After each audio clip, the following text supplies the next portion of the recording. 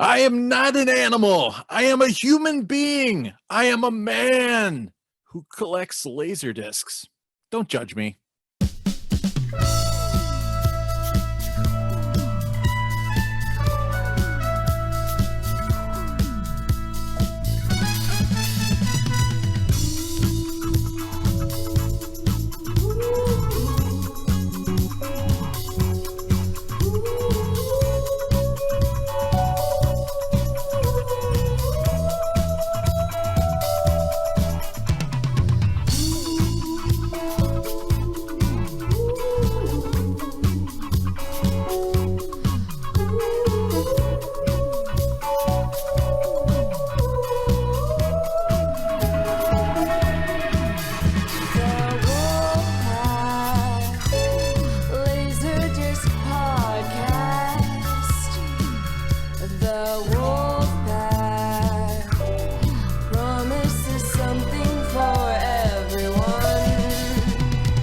LaserDisc Wolfpack.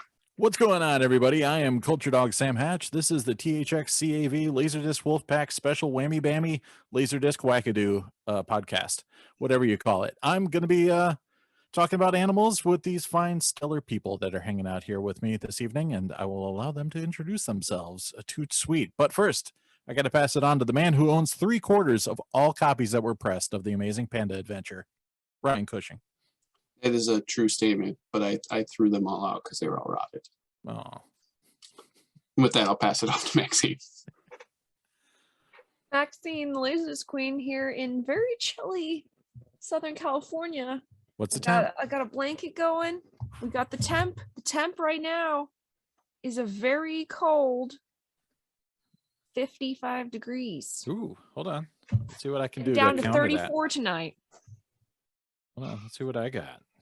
It's very cold here. I'm 30. I'm at 34. Got layers. Got lots of layers here. I'm staying warm. All right. Basically outside. So All the I laser got that discs are beat. gonna I freeze. got that beat. Mary that's- Ellen Moffat, she broke my heart. that's just Spencer. What's going on, Spencer? I mean, Boba Fett, or I don't know who you are now. Boba Spencer. Let's see. Put Captain Solo in the cargo hold. This is Richard Dreyfuss. George, I don't want to be in this helmet. Yeah, he was originally supposed to play Boba Fett, right? Yeah, he was. Yeah, because they put him in everything. He's like, George, I don't want to do this. Yeah. So I'm just here, the resident old man, and here live at LaserCon, the con you didn't know you needed, the con that's never gonna happen at the Airport Ramada Inn to laser your world. See the Wolfpack live. I'm still waiting for that LaserCon from what, 5 years ago that Peter was going to do? Yeah. Yeah, I was that's going what to gave go. me the idea. That's why I started making LaserCon fake commercials. I mean, Perfect. the Norwegian Coming soon. stopped, right? They bring were it doing it back. for a while. Post-COVID coming soon. Yeah. Yeah. Oh, well. Anyways, so yeah, we have another wacky topic this time. The one nobody asked for, but this just kind of organically sprouted from mostly Ryan's mind, I think. Maybe it was a collective minds of a few of us. And yeah, as you can see, there's only 4 panelists tonight, which means Trevor wasn't having none of this. And even Luke, I think Luke is overwhelmed by Walter Hill nonsense Yeah. from the past episode. So He's I still think getting so. caught up on Walter Hill movies, I think. yeah, another couple weeks, he'll be all up to date. I think but I yeah. hear him groaning through Wild Bill right now. Yeah, I don't think he made it to that yet. So No, he hasn't still- gotten there. There's still a chance. But yeah, we're going to mix it up and do family-friendly films, but not just family-friendly films, family-friendly, animal-centric films on LaserDisc. So as you can see behind Ryan, there's so many to choose from. There are plenty to choose from, but choose wisely. Yeah, so again, as always, I mean, I used to have a smallish collection that has, kind of blossomed over the past, decade or so. But even with a couple thousand under my belt, every time we have one of these new wacky, like hyper-focused topics, I go, I don't have any of that. So Did But- anybody try and order a disc and it didn't get here, or you couldn't find one? you'll be seeing in my pickups a couple of, that's the new trend, is you'll see the ones I ordered for the topic from the previous episode that Yeah. arrived a day after we recorded. So Yeah. there'll be plenty of that. But yeah, so I picked up a couple things in that lot I bought over the summer, and I haven't watched them yet, but they're family friendly and they have animals in them. So I'll show them, and then we can learn things together about them because I haven't watched them yet. So hooray! First up is a Jim Henson film called Buddy. Oh, Got Renee Russo. Yeah. And she's got a big gorilla friend. Oh yeah, he's there. I guess that's him on the front there too. How many times I've seen that? My sister, I think, wore out the VHS clamshell copy. I'm going to talk a lot about that. Directed by Caroline Thompson, who co-wrote or worked on Nightmare Before Christmas. So that's wait, cool. it's Columbia. Is it a rotter? I haven't watched it yet. How about yours, Ryan? Mine was clean, but it is the ADC. So, so I would talk about it, but I was going to read the back and be like, this is what it's about apparently. But Ryan's actually going to talk about it. So I am, and yep. So I'll let him cover that one. So there you go, Buddy. It's a movie. This one I saw when I was a kid, and I barely remembered it, except it's got a big horse in it. The Francis Ford Coppola, the Black Stallion. It's got a kid and a horse, and is that Mickey Rooney? Yep. I believe that's Vinny's favorite Coppola movie. You got Terry Garr in here. Is it? Yeah. Oh, obviously. I don't know if Ryan said it. It must be true. Nope. So yeah, he's not here to deny it, so it's fact now. Yeah. Nice MGM release. Letterbox. So it is about, hold on, let's give you the official rundown. Children's film, the best one since The Wizard of Oz, according to David Shipman. And Shipwreck leaves a courageous young boy and a wild Arabian stallion stranded on a desolate island, and they share a frightening adventure of survival and Mickey Rooney. So there you go. Wow. There you go. Directed by Carol Ballard, and Francis Ford Coppola executive produces and takes all the credit. So of course, Top Coppola. And then we're gonna go with make that wine money. Yeah, Coppola has nothing to do with it. Oh, Charles Hayde directed this one. Interesting. He was such a douche in Nightbreed. Anyways, if you love Nightbreed, you're gonna love Iron Will. Yeah, it's a Disney film, or is it Disney? Is it Disney? Yeah. Walt Disney Home Video. It's like a whole genre, Disney movies featuring animals and or some adventure or landscape. Yeah, Jack London-y kind of thing. So there you go. This one's got inspiring and heroic antics. Hold on, let's run down here. Rugged scenery too. I love when my scenery is rugged. It's based on a true life story of a brave young man thrust into adulthood as he and his courageous team of sled dogs embark on a grueling and treacherous cross-country marathon to go to White Castle. Wait, maybe I made that White up. Castle. No, I'm just kidding. They race through the frozen wilderness carrying hopes of capturing a $10,000 grand prize that will save his family from financial ruin, and or they'll buy a LaserDisc with them. And with dogged determination, some wordplay here, and sheer iron will. Iron Will. There you go. They face impossible odds and hardships along the dangerous trail to his dreams. Is the kid named Will? I hope he's named Will. Oh, I hope so. Yeah. Life gets back into Will. That sounds like it. Yeah. I think he's Iron Will. If you love like doom metal, there's a great band called Grand Magus. It also has an album called Iron Will. So you should play that and sync it up to this and turn this volume down. It's going to be amazing. It's an unofficial soundtrack, right? Like, yeah, it's going to be like Dark Side of the Moon and Wizard of Oz. So yeah, check that out. So you go. It's not a AC3 or anything like that, but there you go. That's my third one. Quick, simple, perfect. On to Ryan. Well, unlike Sam, I actually watched my discs that I chose. So you did your homework? Excellent. Yes, I regret it. I always like you Sam, regret like, something? We whenever I get like a collection or whatnot, I see like a random kid and an animal on the cover or a mouse or a CGI monkey, and I'm like, yes, let's keep it. That is a terrible, terrible way to go about collecting LaserDiscs. I did see Mouse Hunt. That movie stunk. Mouse Hunt's terrible. Like the entire premise is so dumb. It's You're really trying bad. to get the mouse out of a house that you're selling. Who cares? Just sell it. Let them deal with it. Anyways. But the shenanigans, Ryan. Yes, the Shenanigans shenanigans. It's an excuse to have Christopher Walken show up as a rat catcher. That was the only good part. That's the only part anybody remembers. So anyways, let's talk about Buddy. Okay, tell me what I missed. So it's based on a true story. Okay. This lady is a crazy lady who lives with monkeys. That is a real thing. sorry, apes. I think they're apes because Well, there's some monkeys are different chimpanzees class. behind her. Yes, those are also apes, I guess. I don't know. I might have learned something from the movie, or I totally got it wrong because, well, but it's about Buddy, who's a combination of 2 different apes that she lived with. And Hollywood. Buddy is a puppet, a Jim Henson puppet the entire time. Whereas the chimpanzees and the rest of the animals that show up are real. So the main character that's supposed to be real is not. Big letdown. And the entire story is about some batshit woman who collects apes and lives with them. And her doctor husband finances all of it. And I think it took place like during the Depression. So like he's a doctor still making bank while everyone's poor as shit and she's got a collection of monkeys. Monkeys, yeah. Yeah. So yeah, this is okay if you want to see a giant puppet ape gorilla. How's it compared to Amy from Congo? Oh, that if that was family friendly, I would have had Amy 100% for Buddy. Excellent. Like, yeah. So I watched it though on like Sam. Yep. And it is a nice 2.35, I think. So if you want to go Whoa. wide, like yeah, that's the appeal right there. So Impressive. moving on, watched Zeus and Roxanne.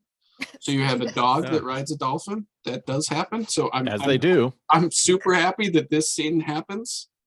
And there's a bad guy, and really it's Steve Guttenberg peacocking the whole time. Like he's got his shirt off, he's riding around on a motorcycle, he is doing everything right.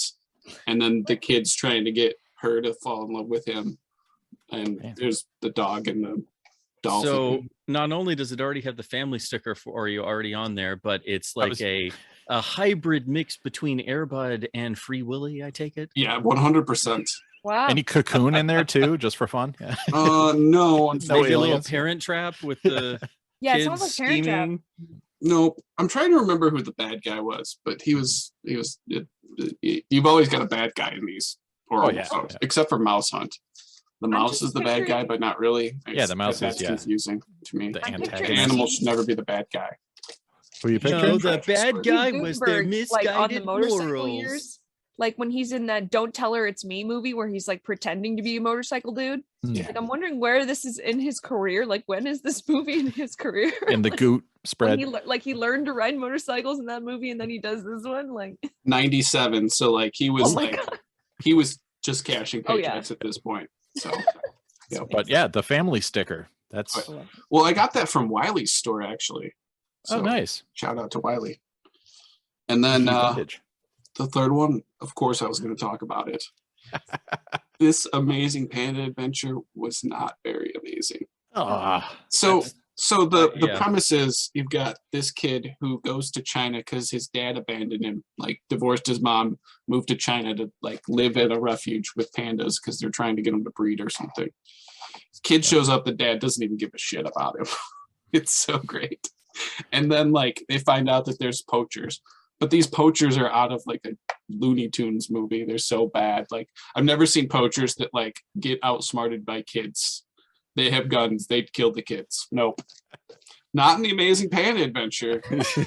Chad here, which I don't remember his name, No, his even though I name is watched not it 2 Chad. nights ago. I don't know. He teams up with a local girl from China who's the only one who can speak English conveniently. And they go off and save this panda baby and thus save his dad's job. And his dad becomes a nice guy and really happy that he has his son. where's his friend? She didn't make the cover. I don't even know if she Enough? made. She's The back kind cover? of. She's here, like Okay. dangling. You don't even see her face. Wow. So, yeah, and she's on the back as a young Chinese girl. All right. That's I remember seeing that they promoted the hell out of it on all Disney tapes. And so at one point we had to rent it, and I saw it as a kid, and even as a kid I was just like, what is this? It was. I mean, it's not It was a panda Operation adventure. Dumbo Drop is better. That's Yeah, It's a Danny poster quote. Glover save the elephants. Yeah, but trust me, that's a lot better, at least from what I remember. what about But yeah. larger than life? Is that better? oh. Oof. Can't remember. They could have called it the Panda Adventure, and it would have been more appropriate. Yeah, But it didn't earn the amazing. But my mediocre copy Panda Adventure. does not have rot, so suck it everyone else who's got a rotted copy, which is everyone. Excellent. You should have made a post and been like, yeah, I'm watching Amazing Panda Adventure. How old am I don't want to admit. But like, here's the deal. I had pulled out like 10 of these and I'm like, oh, I'm going to watch a bunch of these. I barely made it through 6 of them. Yep. Now I know I don't collect these things. But you have them. So Buddy's So next. you're not going to be ordering any Taiwanese import versions, I take it. Unless it's got like a Bigfoot and Zachary Ty Bryan. No. Or knowing you'll find like the one that randomly has a picture of Don the Dragon Wilson on it, Yeah. just to like I it's a total already have ordered bootleg. that. Dudikoff teaming up with monkeys. Yeah. That was a missed opportunity in the 90s. Mhm. Yep. Very. Fair enough. How about you, Maxine? Okay. I'll start with Ah, Yeah. I just got that one myself. oh, good. This is a Stone Cold classic. Like, I mean, Glenn Close in this, incredible. She is possibly best Cruella. I feel like she was kind of like in that time where it was still acceptable for her to just be wickedly crazy and still smoking a cigarette and be a Disney movie. Yeah. They won't do Those that days have anymore. passed. Yep. When live action Disney remakes were like, hey, this could actually be kind of okay. Yeah, this is. I mean, man, I'm trying to remember. Jeff Daniels is in this, and I'm trying to think of who the other. Isn't it Hugh Laurie? Maybe Man, isn't he one of the guys? it doesn't give me as many names as I was hoping on the back here. Yeah. But we've got. They don't sweat the this great details. photo. Yeah, there's. That looks Because- like you. Yep. Yeah, is that you? Yeah. Okay, Before we knew Yeah. who he was. but this is a great one, and I totally remember seeing this. I'm pretty positive I saw this at the Man Chinese Theater. Nice. Oh, And, lucky. like, Anything some there field is. trip way. I have no idea. Huh. Like, I have such this vague memory, but it was definitely this movie that I saw there. You and did they- better than I did. I wound up seeing Superman Returns there. Oh, Yeah, not pleasant. Anyway, Like the nice hype sticker too. yeah, that one's in good shape. Okay.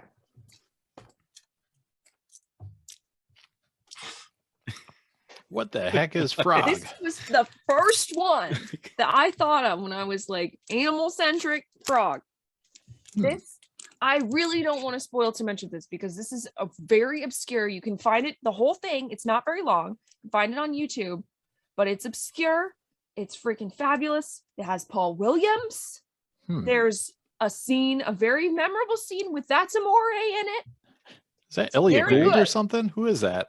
It's freaking Shelley Duvall Oh. and our critters main man here, Oh, Scott. nice. And here's their little family.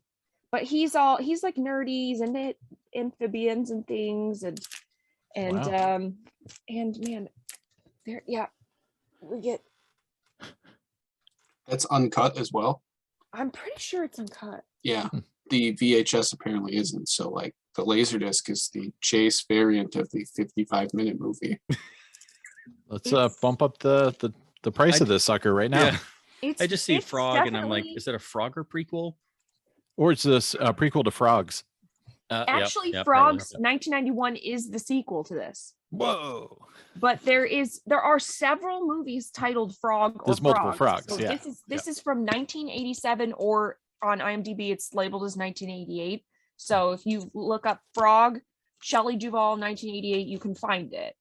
But it's very difficult. Like a lot of the people that on YouTube, because I was trying to see where you could actually watch this, but a lot of people on YouTube comments were saying like, I thought I hallucinated this movie because no one has ever heard of it when I was talking about it. Like, Shazam all over again. oh my gosh. Scott Grimes Yeah. do too. It was Yeah. given this tape as a kid. I thought it was just a like memory. you know, it's crazy. Like there's certain things where if you can't remember the name of what it was, you just remember certain scenes. And if no one's posted any clips of it, I mean, it's hard. This is really hard to find. It's like, but it's so wacky and funny and like just really enjoyable. Does the frog do anything cool? Does he talk? Or Talks. okay, all right. I don't want to fully give I it don't want to away. push it. Yeah. I don't want to fully give it away because I do really want to encourage people to see this because it's Okay. one of those ones where it truly is a good family friendly one that's enjoyable. And okay, it's a tough one. I guess I'll show. I don't know. All three of these other ones. I had three possible. Okay, we'll go with the earbud. Oh yeah. No. I saw this in theaters also when I was a kid. I had a yellow lab as a kid. So a golden retriever, very similar to the yellow lab. When you're watching a movie, you feel like that's your dog playing basketball. Let me That's guess. how I felt. After you saw the movie, kid, you at some point got a basketball, turned to your dog and be like, all right, let's try it. I mean, And it my failed. dog, Yeah. by this point, this movie being out, my dog was too old for that shit. Like, Retired player. Just stare at you. Yep. dog Your was dog like, is sitting there watching it with you on video and going, oh my God. my oh life yeah, is the dog over." would, oh, for sure. The dog would watch movies with me all the time. Like, that was for sure. My dog's name was Daisy when I was a kid. But yes, this was great. And I actually enjoyed the sequel. Pretty sure I have that also. But I definitely, this one was better. But I don't hardly remember the sequel. I just remember there being a sequel. Yeah. I know there's more than two for sure, right? and Like, they're all straight to video, I'm pretty yeah, sure. yeah. Yeah. And it's like, quality. The sequel is a late release though, so it's a flex. Yes. Not that it's Damn, I flexing. should have flexed. I'm pretty sure I have it. But oh man, yeah, this one, yeah, it brings back memories of just thinking my dog was playing basketball as I was watching this. Like, all right, that's my three. All right. Good deal. Passing on to our man Spencer. What do you got? All right. So with all these categories, I think, okay, I probably can't have three. And then of course, by the time I get here, I think of 50 different things and then 50 that I don't have. National So Level. I tried to get Mighty Joe Young. I've always wanted to get the late release. For some reason, I don't have it on LD. That would be perfect. Couldn't find one that was not crazy. There is this one. It's got lions and tigers, and it's fun for the whole family, of course. But I'll just mention that, in passing. But Yeah. Pass that one along. yeah. This one's really great. It's got Dustin Hoffman in it. And they have a cat. They moved to this place, and nobody seems to like them. It's Straw also dogs. got dogs. Fun for the whole family. It's fantastic. The kids will learn so much about life. Somebody it's didn't also read a the memos. Disney movie. It's a Disney movie because they bought ABC, and this was ABC Films. Did you send the memo, Ryan? I did, but I mean, reading comprehension is not a strong suit of any of us. Fair enough. What else you got? All right, so okay, legitimately. You Well, lie. some of these are box sets, so it's technically way over 3, but that's what I do. So the box set of National Velvet, or There isn't a box set, but I will name drop National Velvet and The Yearling, two of the best family films with animals. Both are just released by Warner Archive, brand new restorations literally this month. So perfect timing. Do I have them yet? No, they're cranking them out so fast I can't keep up, nor can my wallet. Crap, I just realized I had 4. I'll speed through them. Of course, got to have one of the greatest comedies ever made. My Anacostal Clavicle, Bringing Up Baby. What you do, you got to have a dog and a leopard. Susan thought there's a leopard over there. I can't go near it.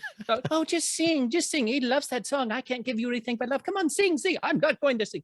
Anyway, one of the most beautiful, magical experiences you can ever have. Never gets old. Criterion did the new Blu-ray restoration this year, which is great, but this is a direct copy of the print source from the Museum of Modern Archive. So you get that nice baked in print feel. It's exactly the same as what I've seen in theaters. This is the last release from the late 90s. That's a nice one. Yeah. I think the older one's the same. I've never owned it, but I'm pretty sure it's probably the same, but this is still my favorite version because it's the one I've watched the most. But yeah, gotta have your leopards. Yeah, right when we got this going, I was like, "There's no way Spencer's not bringing up baby." So, yeah, 100%. However, the dog whose real name was Skippy, he's George and Bringing Up Baby, but he most famously appeared in one of the great series of all time Of course, not in all 6 films because he unfortunately Thin Man. lived through also. Of course, gotta have the Thin Man. The first 2 being pre-code, where they are just kicking back drinks like crazy. The first one is also a holiday film because it takes place between Christmas and New Year's. So Double whammy. I usually do these on New Year's because it's all about drinking and stuff, at least in the early ones. But they're all magic. Warner Ark has been doing them on Blu-ray. They're about to finish off the series, but I still love the LD box, and it's cool because all 6 of them are here, which is not the case with my next one. So I just grabbed the box because it's got 4 of the 6, but the first 2 are by themselves, and the first one has the same cover as the box because confusion. And that the original 6 MGM Tarzans. You guys know me. So not only do you have Cheetah, the pet chimpanzee, who causes all kinds of trouble and also kicks ass when necessary. Tarzan can literally call on the entire freaking jungle to kick ass when necessary. So herds of elephants. There's, of course, giant crocodile fights with everything. Tarzan winds up, at least at some point, killing every single type of animal or person there is in the jungle on the escarpment. And the first 2 are also pre-code. So the first 2 are darker. There's on-screen violence. And the second one, I flip back and forth because the first 2 Thin Mans and the first 2 Tarzans are obviously much stronger because they're pre-code. But the second Tarzan has the infamous nude swimming scene where Tarzan and Jane swim underwater, and they're technically like sort of jungle married by this point. And she wears the really skimpy outfit. And then, of course, by the third film, that all went away because the code came in and they're like, no, you can't do that. And you have to say they're actually married now. You mean a jungle marriage? Yeah, of course. Yeah. Yeah. But yeah, so you can tell the first 2 films are a lot darker, but honestly, all 6 are great fun. And I even like the 6 RKO Tarzans once Weissmuller moved over and Tarzan was suddenly fighting Nazis and giant spiders. I mean, they're ridiculous, but they're a lot of fun. Those are not on LD. Those are DVD exclusive, but this is still a really cool box. And the Tarzan films are out of print. So still a great way to watch them, and better audio than the DVDs too. And then wait, I have a question about that. Yeah. So where's the Casper Van Dien one fit in? Is that like a better one, or is that just? Do you know how many superior? Tarzan films there are? But this is the only good one. It's like a 98 late release AC3. It's got to have a late release, right? Is Yeah. George of to the be good. Jungle there too, or? Ah, What about Jungle to Jungle? I saw that theatrically. I still remember that. Oh, me forgot too. I have Actually, George I of the think I Jungle. saw George of the Jungle and Jungle to Jungle theatrically. Yeah, same. I My George remember is still on we that had shelf. to see Jungle to Jungle right after seeing Austin Powers 1. Amazing. Yeah. That sounds like a fun time. Yeah. Oh, it was. Yeah. Good All right, years. so last one very quickly. I couldn't go without mentioning this. Yes, it's cheating a little because it was originally an anime, but this was Already turned into a cheated with movie. 2 And boxes. What'd she say? 4, 6, 7, You're at like 20 movies. We're like 13, 3. Spencer's 13, like, hang on, I've got a volume. Let me just. I'm at about went to the 20, Animal including the Cube. name drops. Yeah. So anyway, this was released as a feature. Plus, they added TV commercials and another cartoon. They made it into a whole block experience, like you saw it on TV, but it was coming to life in your theater in '92. I got it on video as a kid and watched it religiously until the tape fell apart. That is, of course, Speed Racer the movie. Nice. It was called Chim the Speed Chim. Racer show theatrically. Yes, Chim Chim, the greatest pet you always wanted as a kid, and you wanted to sound just like Sprite, who sounds like he has a 25-pack a day habit. I still can't do that voice, like because he just that scratchy old And man hide in the voice. trunk all the time. Exactly, child endangerment, fighting Exactly. ninjas, driving through volcanoes, car acrobatic team, everything under the sun. Yep. I mean, Perfect. just absolute magic. There are, of course, many other animals that pop up throughout. There's the episode where Speed finds himself on an island and he basically faces giant spiders, multiple King Kongs, and has the whole one-man army type deal, which is fantastic. But There's the guy who hates cars and rides horses all the time. yes, that's the first part of this episode 26, the car hater. And Excellent. then the best 2-parter in the series, it goes right into 7 and 8, the race against the mammoth car, which will just, you hear that noise in your brain to this day as like you get the rush of adrenaline and terror.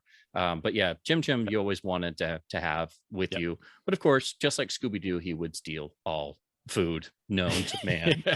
Like there would be nothing left. And unlike Scooby, he didn't apologize. Yeah. Chim Chim just did, but in the lurch, Chim Chim could try and drive a car badly, or fly a plane badly, or do Hey, Jim, anything badly. And the best parts is when he runs away and he's got to tell, oh, they've got Speed tied up, and then Trixie's like, all right, Jim, what is it? And he's like, whoa, whoa, whoa, whoa, whoa, whoa, whoa. And then and then everyone is just like, I don't know what you're saying. And you see You're a Jim monkey. want to just punch his head through a wall and be like, Why So, do you yeah. understand me? those Definitely way cooler than Buddy. Sorry, Buddy. That's true. So yeah, those are my on disc choices. I also All right. should name drop Lassie Come Home, the best of the Lassie films. So yeah, All right. that's I'm cutting myself off there. Otherwise, All right. I'd find a way to work in cat people, because I have to always. If I can work in a Luton reference, I do it. All right. It happens. All right, so we're gonna take a break and do a wolf pick. You guys ready for a wolf pick? Yes. Then we're gonna do some more recommendations shortly thereafter. So, all right, hold on. I decided to mix it up a little bit because we're gonna do right after the wolf pick, we're gonna do some holiday Christmas recommendations, because 'tis the season and all that stuff. So I figured I would do two like kind of family friendly movies written by Chris Columbus that feature Christmas. So we're gonna do Young Sherlock Holmes versus The Gremlins. Ooh. There you go. Different tones, but I watched both of them like crazy when I was a kid. One is basically a Harry Potter movie before Harry Potter, and one has these little gremlins, and they kill you and stuff. What do you got, Ryan? Gremlins, 100%. All right. Yep. What about there's a DTS copy? Oh wait, no, there No, isn't. there's not. Okay. Sorry. You do have the nice gremlins though. That's the Oh yeah, screw that other jabroni gremlins. Yeah. All right. What do you got, Maxine? I love Gremlins, and I do watch Gremlins at Christmas time. Mm, I've seen it at the New Bev a couple of times at Christmas right. time too. So I'll have to go with Gremlins. okay. All right. What do you got, Spencer? Come on, hook me up. Hit me with some Sherlock. What do you think I'm going to say? I hope it's Young Sherlock Holmes. You should know I'm a Sherlockian at heart. Excellent. So All right, there we it's go. Young Sherlock Holmes. It's a lot of fun. I'm envious. I want to find that remastered Paramount still Yeah. played screen, because all I ever find is the crappy pan and scan one. 96. It says on the for That's the one of reissue. those I would like to rewatch, but I don't have a copy of. And every time I find the LD, it's the old pan and scan one. Yeah. Good times. All right. Well, I am also going with Young Sherlock Holmes. Yeah, this movie is it's like Harry Potter movie mixed with of course obviously Sherlock Holmes, but lots of Indiana Jones type stuff. There's a secret cult and like a temple and fun things like that. And it's great. And amazing special effects with the tripping and the stained glass man. The and stained all glass that. man. Yeah. Yeah. Glass man. That's still like one of those groundbreaking. They put it in the effects books bits.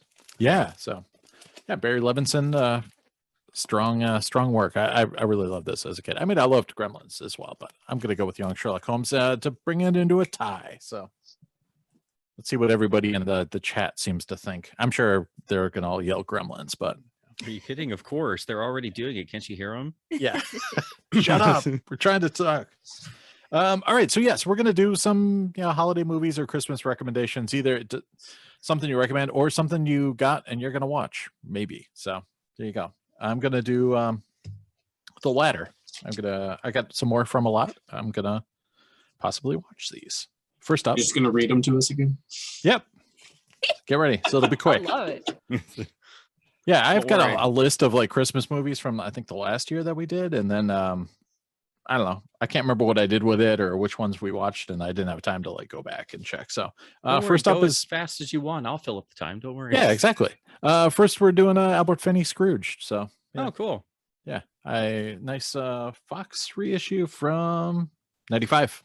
There you go. So I've not seen this version in probably quite some time. Ronald Neame doing the directing here. So yeah, We should do a Christmas Carol episode and just watch all of them and see who passes out first. Oof, that's a chore right there. Yeah. I also didn't have a copy of Jingle All the Way on LD, so I'm going to watch What? this. Very You didn't shortly. have the double mental. I know. I don't and, have it yeah, either, so don't feel bad.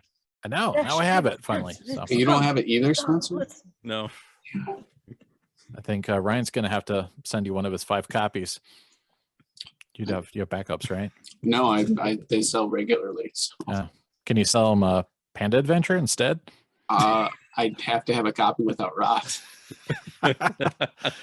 So I'm gonna watch that. I don't need to tell you guys what Jingle All the Way is because everybody's seen it. And the other one I'm going to watch is Penny Marshall's redo, The Preacher's Wife. It's got Denzel in it, so and the late Whitney Houston. So Wow. have fun with I that. haven't It's a seen that double either. disc, 124 minutes. Wow.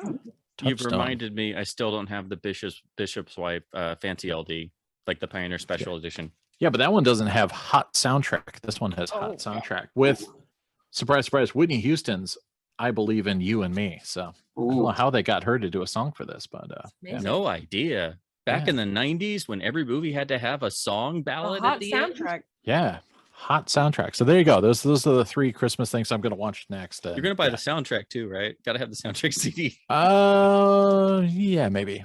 Ryan, what are you gonna show us? So I decided to pull out a couple that I'm for sure maybe potentially going to watch that I've gotten somewhat recently.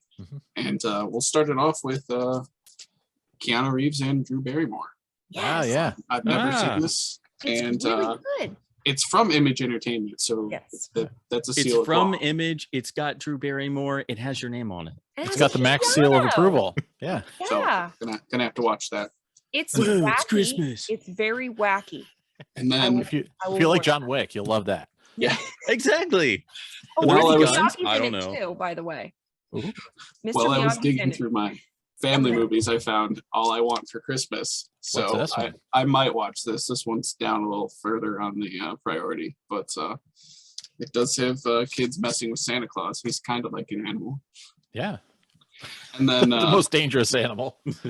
Santa. one recommendation: Trapped in Paradise. So you've got Nicolas Cage and John Lovitz and Dana Carvey, and it's fantastic. So if you want to see Cage at Christmas, it's either this or the animated 2002, 2003 movie A Christmas Carol, and you don't want to watch that. So this is your Cage at Christmas. So What's let's your Saint Nick? That looks like all it needs is a nice explosion in the background, and it will Yeah. be perfect. And speaking of which, Nicolas Cage. if you have DVDs, which I know, I'd like to recommend Santa's Sleigh with Bill Goldberg. It is Double for sale with Prime shipping. You can get it in time for Christmas. It is fantastic. We're not sponsored, of course, by Prime. Or No. anything, but yeah. We are sponsored by Bill Goldberg, but not Santa. Of course, yes, we are officially sponsored by Goldberg. He took over from Fago, I guess. Yes, he did. Yeah. We got dropped. Maxeene. Totally second the recommendation for Santa's Sleigh. Okay. That is absolutely incredible. The freaking Babes in Toyland, fully recommend that because it's wacky. It's a perfect like early December one because it's not so hyper Christmas like centered, but there's lots of really crazy animals and just wacky things, and it's freaking Mr. Miyagi's in it, Keanu Reeves is in it. Like you're gonna be like, oh my gosh, this person's in it. Like I was doing that the whole time I watched it, but just overall it was really enjoyable. And I loved Drew. She's very just innocent and adorable. And I totally loved that. And I haven't watched this. Ooh, I just got that too. I haven't watched this in like forever. I barely even remember it. And like so many people have been bringing this back up as this being like the version to watch because there's songs that we're missing. Like, Yeah, I think maybe it finally got reissued with the song on disc. Maybe I don't know. I'm not sure, but Yeah. I'm definitely gonna watch this again. The production not. design is really impressive, but of course it's Michael Caine. Like that plus the production design, it doesn't matter that it's Muppets. Like I remember as a kid going, I thought this was supposed to be silly. Like this is pretty legitimate. Again, like bah handbag. You know, it's like, but he really goes for it. It's Michael Caine doing a legitimate Scrooge. He's not kids movie Scrooge.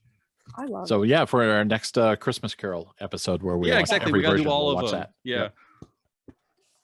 This one is, I believe, Macaulay Culkin, Nutcracker. Ooh, I had that recently, but I think I sold it. Yeah, I Guess I shouldn't have. then never seen this. Yeah. Totally went under the radar, or maybe I saw a glimpse of it on TV. I was like, what is he's in a Nutcracker movie? That's Yeah. crazy. So this was a totally one where I'm like, yeah, I have to see that just for Macaulay Culkin. And then another version of Babes in Toyland, which I have been wanting to see this one because it's freaking James Belushi and Charles Nelson Riley. Instant, that's a party. Yeah. Insta watch. Uncensored cut needed. It's a late release. I'm pretty sure it's a late release. Oof. 97. So yeah, I was like feeling this. So hopefully it's good. And We'll then find out. my DVD recommendation is this is the closest you're gonna get to LaserDisc, guys, in DVD world, because we have side A and side B Flipper. on this. So you can flip your DVD like you would a LaserDisc. You can watch it in your DVL 909, guys. Oh, And it is the 4-pack of Santa Who, Santa Claus Conquers the Martians, Miracle on 34th Street, and the best of the best on here, Santa Claus from 1959, also known as Santa Claus versus the Devil. Oof. Yeah, that's intense. It's legendary. It is So- absolutely wild. So it's got the original Miracle on 34th Street mixed in all those others. Yeah. Yes. That's just like Wacky, which of these wacky, does wacky most? Yeah. Miracle on 34th. that wasn't what Phil 1964 writes. Miracle on 34th Street, not the remake, like 64. Huh. Must have been But- public domain at that point or something. I don't know. I'm not sure, but like Possibly, Yeah. unless it's There's- all Fox, because that's a Fox Oh, yeah. movie. this is the Or way. wait, no, is that another version? Because there's several. Because that doesn't look like. Yeah, there are so many. I feel I like know. I should have bought that at Dollar Tree already. Oh my god, I'm it's sure you incredible. have. This is so good. Yeah, check your shelves. Yeah. Honestly, I watched. So I put this DVD on while I was baking Discmas cookies, and Santa Who, very enjoyable. Leslie Nielsen as Santa, and Robin Lively is who else is starred in it. And then Santa Claus Conquers Martian. I mean, can't go wrong with this one. They kidnap Santa Claus, but somehow Yeah. he's fine with it. He's on Mars. He doesn't care. He's He with He has his Vacation. children. Adora's in it. What? He's like this big, but she's in it. Yeah, You like Pia Zadora. You love it. he is Adora. I love her. Yeah. Oh my gosh. Yes, this one is great. And then freaking it's K. Gordon Murray's Santa Claus, but it's from 1959. It's labeled on here as 1994 because they confused it with the freaking Tim Allen Santa Claus. I know there's a few movies called Santa Claus. So But They can it's- pretend it is. Sell more Yeah. copies. Yeah, its synopsis is this holiday-oriented feature finds Santa and his assistant Merlin the Magician preparing for Christmas Eve deliveries, unaware that forces are working against them. Pitch, a demon sent from Hades, plans on stopping Santa from making his deliveries, thus ruining Christmas. With the help of the children of the world, Santa and Merlin hope to foil Pitch's plans and teach him a lesson. That sounds like I should trailer read that. That's perfect. yeah, that's I forgot if MST3K or Riff Tracks or both did that, but I mean, I it's would quality. be very surprised if one of Yeah. those had not done this, because this is just absolutely enjoyable and wacky. And I just, the visuals and the colors are just so that true Christmas era shiny and perfect. Mm. And it just, but it's just that, just the music and everything, it's just that little tinge of like, oh, but like it's the devil. So Yeah, but does it have hot soundtrack? oh, I mean, the soundtrack is, in my opinion, Is it for hot? All right. 1959 's pretty hot, you know. All right, I'm good. I'm sold. Sam's gonna buy the CD now. He's gonna Yeah. find Yeah. it. Find it in the 99-cent bin. Yeah, I'm Walk looking. up to the counter and slap it down with his copy of the Preacher's Wife soundtrack. And the I'm guy's gonna getting look at these me too. like, "What the hell's wrong with What's wrong with you, buddy? You get the look." Yeah, you know that we have good CDs over there. No, I'm good. No, just buying CDs, you'll get a crazy look. Like, what True. are you doing? Are you got any Christmas movies, Spencer? Yes. I got a few. Few box see. sets, Oh, Yeah. of course. Three. 20 movie compilations. Three. Go through 'em all. I'm speeding through them. Like what Max had how many? I don't know. Yeah, she did cheat. Her and Ryan cheated with the. I didn't All right, cheat. all right, I- With my 4-pack so- DVD. this isn't cheating. Yeah, all right. No, that's it would be cheating you if we didn't show that. Yeah.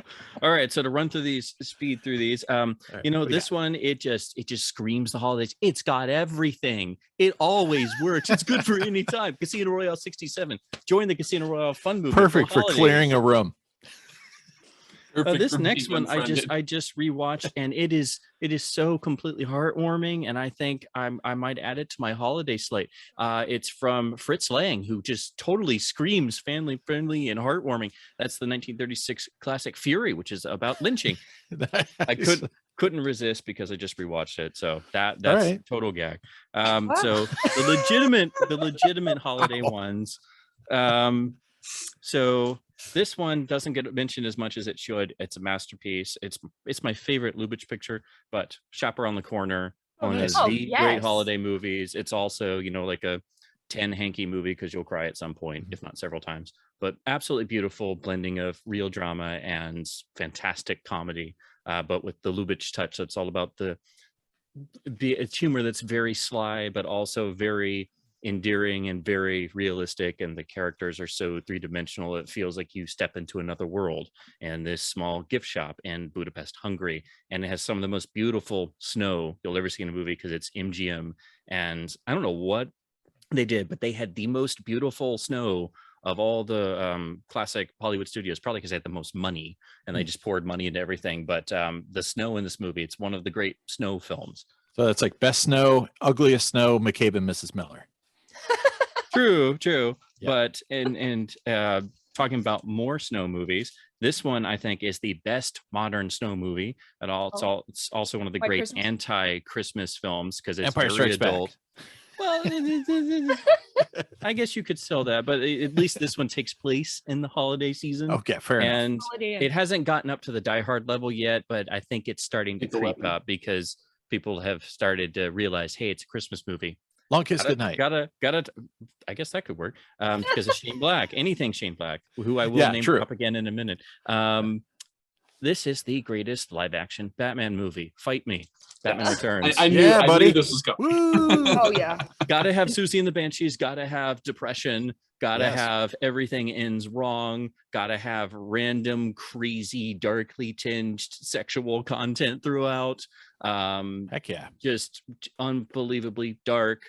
You know, almost mass child murder happens, you know, and of course, unlimited poontang. Christopher Walken with Quality crazy Walken. hair. I mean, just beautiful, real penguins, but the refrigerated sets and the actual snow to keep the penguins happy and also alive gives it a whole other feel. I think this is the best Tim Burton movie Tim Burton has ever made. It's the purest Tim Burton movie because they gave him carte blanche. It's a beautiful experience, but it's obviously not a true Batman 89 sequel. It's the Tim Burton gets to do whatever he wants, and I love it all the more for it. And actual great soundtrack that I do recommend. Yes, the Danny Elfman score it's more intricate. It's not as bombastic, but yeah, all the various themes from Catwoman and Penguin, and Susie and the Banshees does the theme song. Like, That when song has that rules. ever happened again? Like, yes. And this is also a rot-free copy. They do exist. Multiple pressings. Yeah, so you gotta find one. It's a particular print run. But There's like a they're WEA one doable. and what, Pioneer maybe? Who did the other one? I forgot. Actually, I think both of these are DADC. Actually, both the ones I have. My first one had Speckling, and this one is still DADC, but it's a different run, and so this one's clear, which I was totally shocked by. And of course, it's got I think I have a WEA one. I think so. Maybe there's 3 runs. I don't know. And of course, the great snow film. It actually won technical awards for its new type of snow invention, using a form of I think it was like a form of Did you say the asbestos? foam inside fire extinguishers. It literally used a type of fire extinguisher foam, but of course, it's Wonderful Life. This is still my favorite, the big Criterion box. But of course, I don't just stop there. I watch all the Capra films in December. So I run through, you know, Mr. Smith Goes to Washington, Mr. Deeds Goes to Town, Lost Horizon, You Can't Take It With You, It Happened One Night. They all fit in the December season, but to watch all of them, it's sort of become like that's my Christmas tradition. And I finish up with It's a Wonderful Life around the, you know, Christmas Eve or Christmas Day. And of course, it makes you feel like a, you know, absolute piece of crap before it picks you up at the very end. And then you're like, oh, no one's really like this in the real world. Oh, it's still kind of a dream. Oh well. But yeah, it is essential. Yeah, I still need that box. I just have all the 50th anniversary editions or So whatever do I. anniversary that's, but I need that have one. like all of them. Yeah, because there's the box and then and the I CLD. have the 4K and I have Yep. the remastered Blu-ray and da da da da da. Last LD I'll mention. This one, I always forget it's a Christmas film, but it is. And this is the one that I think should be better known. This is the Christmas movie for adults, because this is the Christmas movie that totally makes you realize life sucks. Like Lethal this Weapon. is the life sucks, your job sucks, your life sucks. And it really sucks for poor CC Baxter, who can't even go home to his apartment I because just got that too. he's let it be loaned out to the heads of the insurance company to use with their mistresses for the holidays. And so he has to do things like sit out in Central Park all night on a bench that's frozen over and then get a terrible cold. Meanwhile, he's helplessly in love with the absolutely angelic Shirley MacLaine, who's the elevator operator, who of course just happens to be involved with the head CEO of the whole faceless insurance corporation, who of course decides he's going to use this apartment key that's passing around the office. And so everything just implodes. But this is Billy Wilder at his absolute peak, probably the greatest writer director who ever lived. Billy Wilder will come up again in this episode, I swear, because he always does. But anyway, this may be the best Wilder picture. It's very hard to pick just one, but this particular balance of light and dark and realism, and it's also black and white scope. So it's got this very particular look to it. It's very intricate, but it's black and white and it's scope. So it sort of alienates all the characters from the rest of the world. And it's a holiday movie. You forget it's a Christmas movie and everyone is miserable the whole time. So if you haven't seen this, you haven't lived your life fully yet. It is one of the great films, period. It's one of the great works of art. I heard that, Ryan. And Smiling? hysterically funny too. I haven't seen any of this is better than Some Like It Hot. Like I am total mic drop. I flip-flop. Like it's for me, for my favorite best Wilder film, it's between this and Ace in the Hole. Ace in the Hole is there's no hope for anyone at all. This, there's at least a tiny sliver, So yeah, those are the two sides of Billy Wilder. But this is like the great life sucks Christmas movie. So, and this is actually a great LD. The audio on here is really good. It's actually better than all the other Blu-rays and such. So it's also very cheap. So get it if you can find it.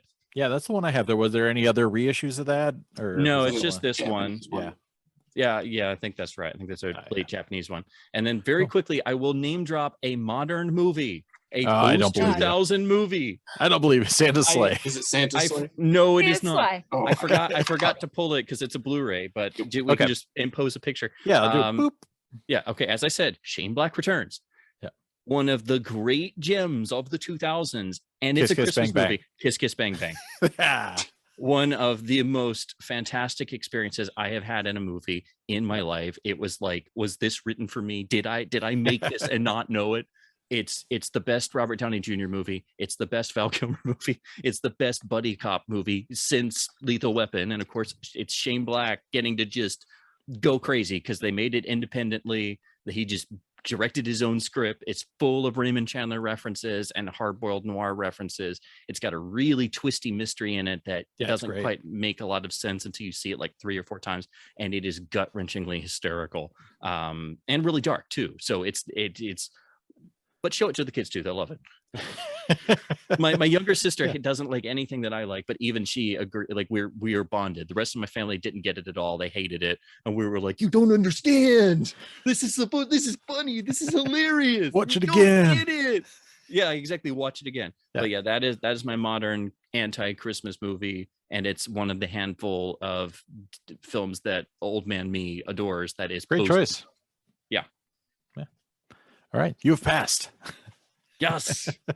See, I told you I gotta do it quick. See? Yeah. I only talked about 35 films. Don't worry. Yeah. My internet sucks right now, so let's see if this actually holds out while we do some pickups. Let's do some LD pickups. If my internet works, we'll see. I got. I'm just gonna show some family-friendly stuff that I got from that lot, and maybe a few other new things because we're doing no disc December, or at least we're kind of informally doing it. I haven't been buying much in terms of LD, so but Wait, first, is that all formats? No, I just mean, Yeah. I already failed Laserdisc. Don't worry. Sadly, I my- failed Blu-ray, DVD. I failed it all. Don't worry. my I'm already vinyl done. discs are multiplying a little bit, but yeah, I'm doing no LaserDisc December, I guess. But yeah. I failed. yeah, womp womp. But I had Leave It to Beaver. Yeah, look at him. He's such a little scamp. Yes, you know. I'm Gotta love me. guessing that's later because it's got the late '90s Universal logo. 97. Later. Yeah. Yep, there you go. And you can't have Leave It to Beaver without some Little Rascals. That was in the lot Ew. as well. Yeah. It's got a dog. Yeah, good choice. Yep. There you go. '90s some show revival genre. Martin Short and Kathleen Turner and A Simple Wish. That's Oh, more. Yeah. that's a later one too. Yeah. This one I had before, but I don't know what happened to it. I must have sold it, but since it's got AC3, I'll hold on to it. Tom and Huck. But that's literally, oh my God, don't even get me started on that one. All Love that movie. Number right. of kids who tried to show that in an English class in school, thinking it was accurate to the book. Oh, yeah, that would have been me. Somebody say Mr. Miyagi. Well, he's in this too with kids and Time Adventures, Time Master. Yes. Nice. Got that. Ah, So good one. I've never seen it, so it's gonna be a fun time. It's classic. What other family friendly stuff was in here? Oh, Indian in the Cupboard. Could be around. It's Columbia, right? Yep, it's Columbia. So It's gonna be routed. yeah, it's gonna be Yeah. rotted. yeah. This one, I think Joe Johnston. Yeah, he did the live action stuff. Page Master with Oh, Macaulay, nice. the official friend of the Wolfpack. I love Also, that. Christopher Lloyd. Are we going to get him Another on good one. sometime? Yeah, I think so. Any day now. This one Find time his- I saw find his him agent. next to the porta potty. Wow. Yep. Macaulay Culkin story. Wow. Nice. Was at Riot Fest. He That's was awesome. playing at Riot Fest. Oh, Amazing. and for some reason, I never had A Christmas Story on LD, so I have that on LD That now. is surprisingly conversion. rare. I've never Yeah. seen a copy in person. Yeah, I don't even know how I didn't Really? have that. Several. And Yeah. interestingly, I have definitely never seen the sequel, My Summer Story. Oh. Oh, With Oh. a different Wait, that's cast. Culkin? A different Culkin? Yeah, Kieran and Charles Grodin and Mary Steenburgen. And I I've think never heard of this. it's also Gene Shepard did the screenplay and Bob Clark directed. So, Oh, Bob yeah. Clark?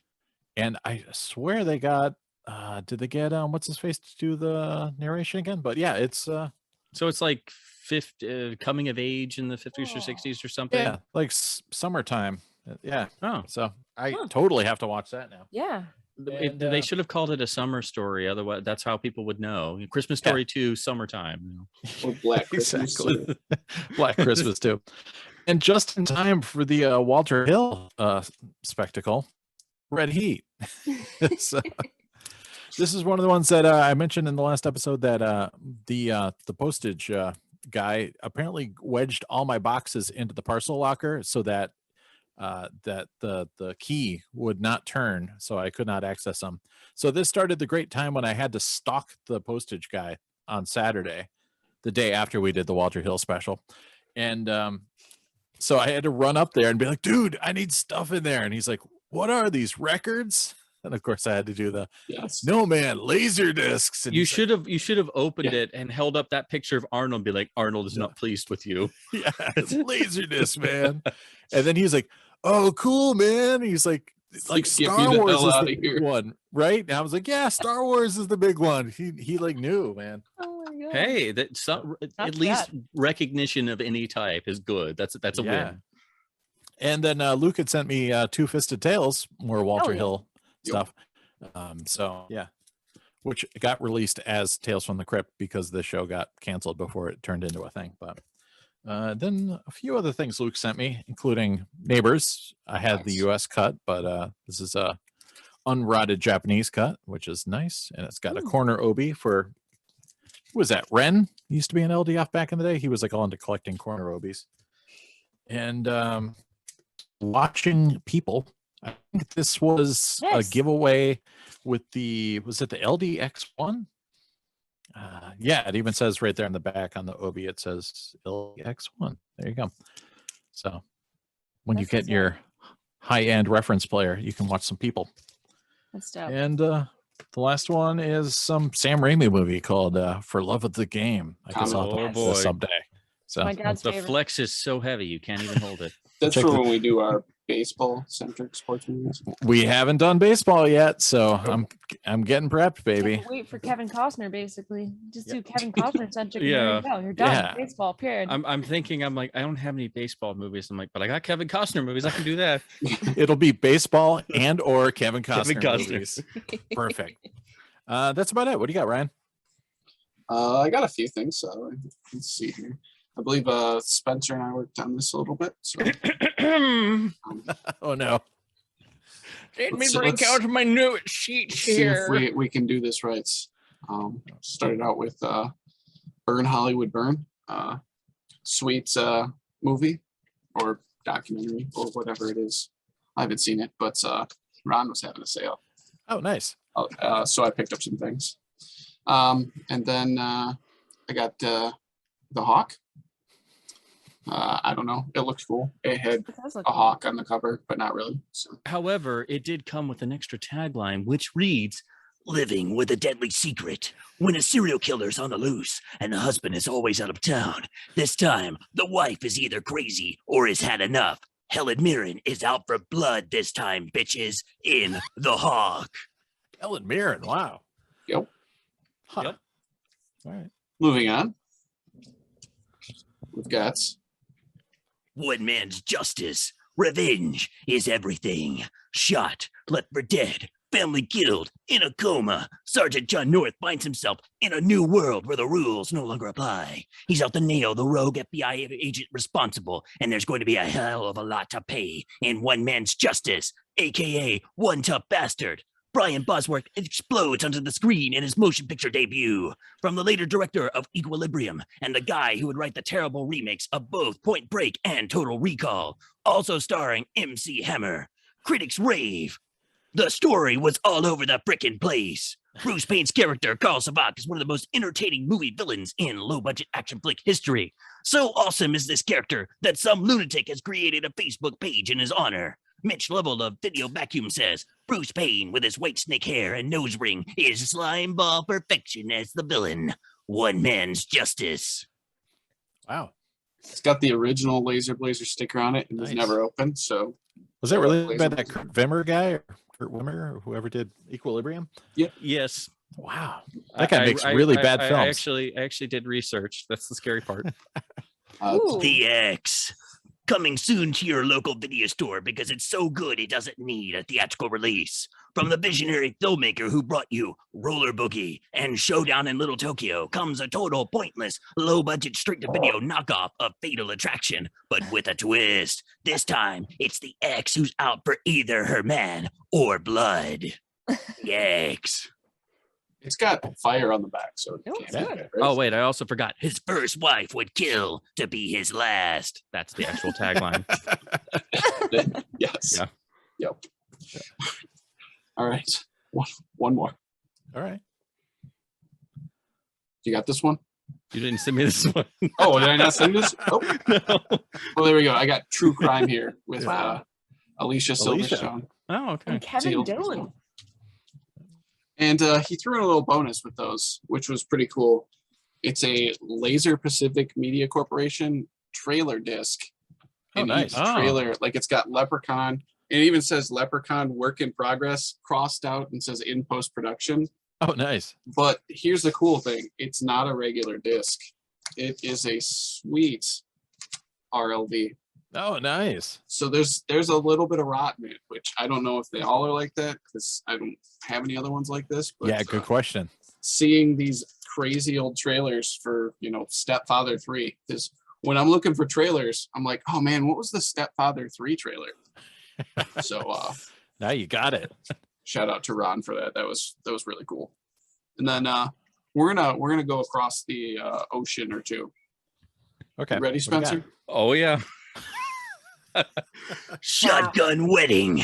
This 1993 thriller is based on a real life in Australian history. Jimmy is a young ex-con who discovers his girlfriend is pregnant, so he names a crooked cop and is released to freedom. But that freedom is destroyed by the dirty cops now out for revenge. Now he'll have to make his last stand while trying to do the ultimate, get married and see his child born, all while under siege. His hostage is his bride-to-be. Shotgun wedding. Wow. I'm And sold. that is Yeah. an Indonesian only release. Big Wow. surprise there. Impressive. Oh my gosh. Lethal Wow. Exposure from the producer of Hellraiser 3, Children of the Corn 2, and Glitz and Glamour with the Bratz dolls. A Jewish investigative reporter, Beauty and the Beast, Beast himself, Robbie Benson, probes his father's assassination and discovers that he is the next target of a neo-Nazi group. TV Guide raves. This confused thriller employs some initially interesting topical elements, but quickly degenerates into just another mayhem-spewing genre item. The film's heavy erotic content is defeated by the laughably obvious use of body doubles for sex scenes, particularly in the slightly longer unrated cut of the film, and by the absolute lack of chemistry between anyone on screen overall. In a world of deception, betrayal, and danger, nothing is deadlier than the truth. And there's actually a second tagline. Oh, He didn't bonus. see the big picture until it was too late. Lethal Exposure. Yeah, camera find jokes. other taglines when I look these movies up, not to mention the 50 other titles they have. It was a Taiwan only release for those I love nice following along at home. Oh my god. Oh, we're following. We got a checklist. Yes. Past Perfect. Live Home Video proudly presents the man who can be great when the material is there, but almost always turns up in dreck like this, Eric Roberts, in a half-baked Save the Children film with random sci-fi elements. Past Perfect. From the non-visionary writer of Return of the Living Dead 3 and the producer who brought you Zombie Tidal Wave. Is the future worth dying for? Meet the future of criminal rehabilitation. You have the right to remain silent forever. Yes, that is an actual line from the film Past Perfect. Man, And it is So- a Singapore only release, so so going good. around Asia. Selling me on these. Oh my god. Yep. T-N-T. Can't get through these without laughing. The Tactical Neutralization Team, or T-N-T, is an elite squad sent on only the most dangerous suicidal missions. But after one ends in disgrace, one team member decides he's had enough. But that's the wrong move to make in T-N-T. Now he'll have to fight his way out of the old life by facing the ultimate enemy, his entire former team. He'll have to blow the situation sky high before they retire him permanently. Rotarian epic star Eric Roberts returns in T-N-T, which also features country music star Randy Travis. I'm the director of many Power Rangers episodes and 8 Wheels of Justice. 2 of the 3 screenwriters also brought you both God Is Not Dead films. The third is only credited with this one film and also had a bit part in One Man's Justice. The top IMDb reviewer raves. Skip it. Most of the movies I comment on are B-grade ones, but this one tops them all. What a shocker of this film this is. I mean, it's so bad, it's funny. Don't go anywhere near this film. It sucks. 0 out of 10 stars. Once you're in, there's no way out of T-N-T. Man, Ryan buys really good films. It is an Asian only God, Singapore guys. release. I have so found think so there's- many great review hype quotes. I mean, Yeah. oh, this is It's great. fantastic. And believe it or not, there are 2 releases or 3 releases of that somehow. Okay. Oh my god, All right, incredible. moving on. Wow. Edge of Deception. For Detective Nick Gentry, mixing business and pleasure could be deadly in Edge of Deception, also known as Deception 2, Edge of Deception. This straight-to-video quasi-sequel to the already craptastic 1990 not-hit film Deception. And we get screw it, it's a plot not even worthy of a bad soap opera. If you're watching this, you literally have nothing better to do. Edge of Deception, Deception 2. Explosions on the back, right? Oh my god. There are a couple releases of this again Wow. somehow, but this one's a Taiwan release. So funny. Right, moving on. The Last Border. From the visionary filmmaker who gave you Zombie and the Ghost Train comes a supposed satire of the Mad Max films. Its budget is apparently so low, it ruined any chance of success the film could have. Starring Jürgen Prochnow, or the guy most people only know as that guy from Das Boot, or Judge Dredd, the Stallone version. Beyond law, beyond civilization, beyond all hope lies the last border. There's no turning back once you put the disc in. And this is a Asian only Taiwan release. I think there's a Hong Kong of that. So, you know, some of these had some big circulation back in the day. Wow. Yeah, I'm thinking like in like either Taiwan or Singapore, these movies are what they think American movies are. Like someone's like These are as Yeah. big as Titanic. There's some little Die Hard shop- and there's The Last Border. Yeah. Yeah. There's some little shop that has nothing but these. This is the Yeah. only type of Yeah. movie they have. And everyone loves them. Dark Rider, an unstoppable stranger on an impossible mission. A small town, middle of nowhere, Nevada sheriff finds himself trapped in a war he was never meant to win. He's got to stop the evil gang of toxic waste dumpers before they bury his small town in toxic filth forever. Starring Joe Estevez, the younger brother of Martin Sheen. Directed by the actual stuntman of the film and his one and only directing credit. The top IMDb reviewer raves. How do you stop three guys who roll into town and start committing capital crimes in broad daylight right in front of the authorities? You put on a disguise and ride a Honda all over the place and throw grenades at people. It's the only way. If you're the sort of person who likes to ask obvious logical questions like why, then Dark Rider is going to keep you occupied far beyond the runtime of 94 minutes. It's mullets and car crashes galore, with a goggle-eyed Joe Estevez mugging it up whenever nothing is happening, which is the entire film.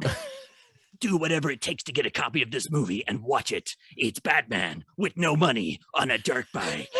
That's the legend of the Dark Rider. See it soon before you change your mind. So that is an Asian only Taiwan release. I Okay. believe there's another release of it because obviously, and it was supposed to come out in the US and was announced and then later canceled. So thankfully they made up for it in Asia. All right, All right. here we go. Cyber Tracker. Wow. You have been found guilty by the United States computerized judicial system. You are to be executed now. Oh no. You loved him in Blood Fist 1 through 8. Cheered for him in the Scorpion King 4. Now, Rotarian legend Don the Dragon Wilson returns in a total cheap ripoff of mini sci-fi action classics that primarily has the dragon facing off against a knockoff Terminator cyborg out for his life. Red Letter Media's Best of the Worst claims this film as so unremarkable and boring, it wasn't even worth reviewing. Also available in the ultra premium Rift Tracks experience. I've seen the Rift Cybertracker. Tracks one. It is great with Rift Tracks. And I believe it had a US release under a different title as well. Yeah, I think it has several titles actually. And you can't have Cyber Tracker 1 without. Oh no. Cyber Tracker 2. Welcome to the next generation of terror. Rotarian legend Don the Dragon Wilson returns again to kick cyborg ass once again. The same team who brought you the non-groundbreaking, non-earth-shattering, original box office non-starter Cyber Tracker return with a vengeance. This time, the dragon is after an arms dealer bent on building the world's first cyborg army. IMDb users rave. It's not a great sci-fi film, but noticeably better than the underwhelming precursor. The rating I give it is somewhat generous, but for both action and dragon devotees, this energetic robot schlock is not among the worst movies you could rent. Compared to the original, this movie's best attribute is that it actually does something with its premise of assassin robots. The shootouts are almost unanimously overlong and unimaginative. Cyber Tracker 2.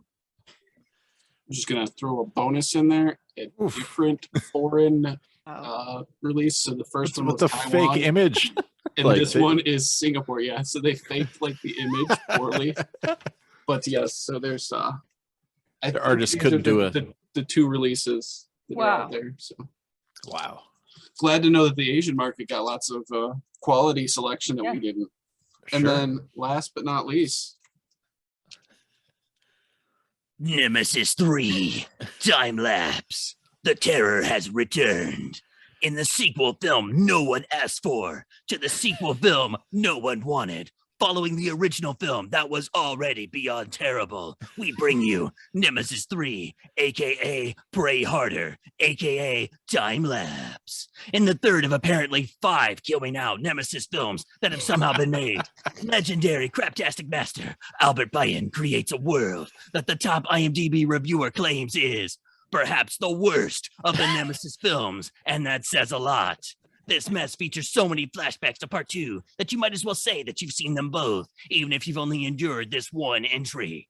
Making matters worse are 2 wisecracking cyborgs who have absolutely no entertainment value. In other words, they're a perfect fit for this endlessly boring cinematic mistake. 1 out of 10 stars. Nemesis 3, Time Lapse, Pray Harder.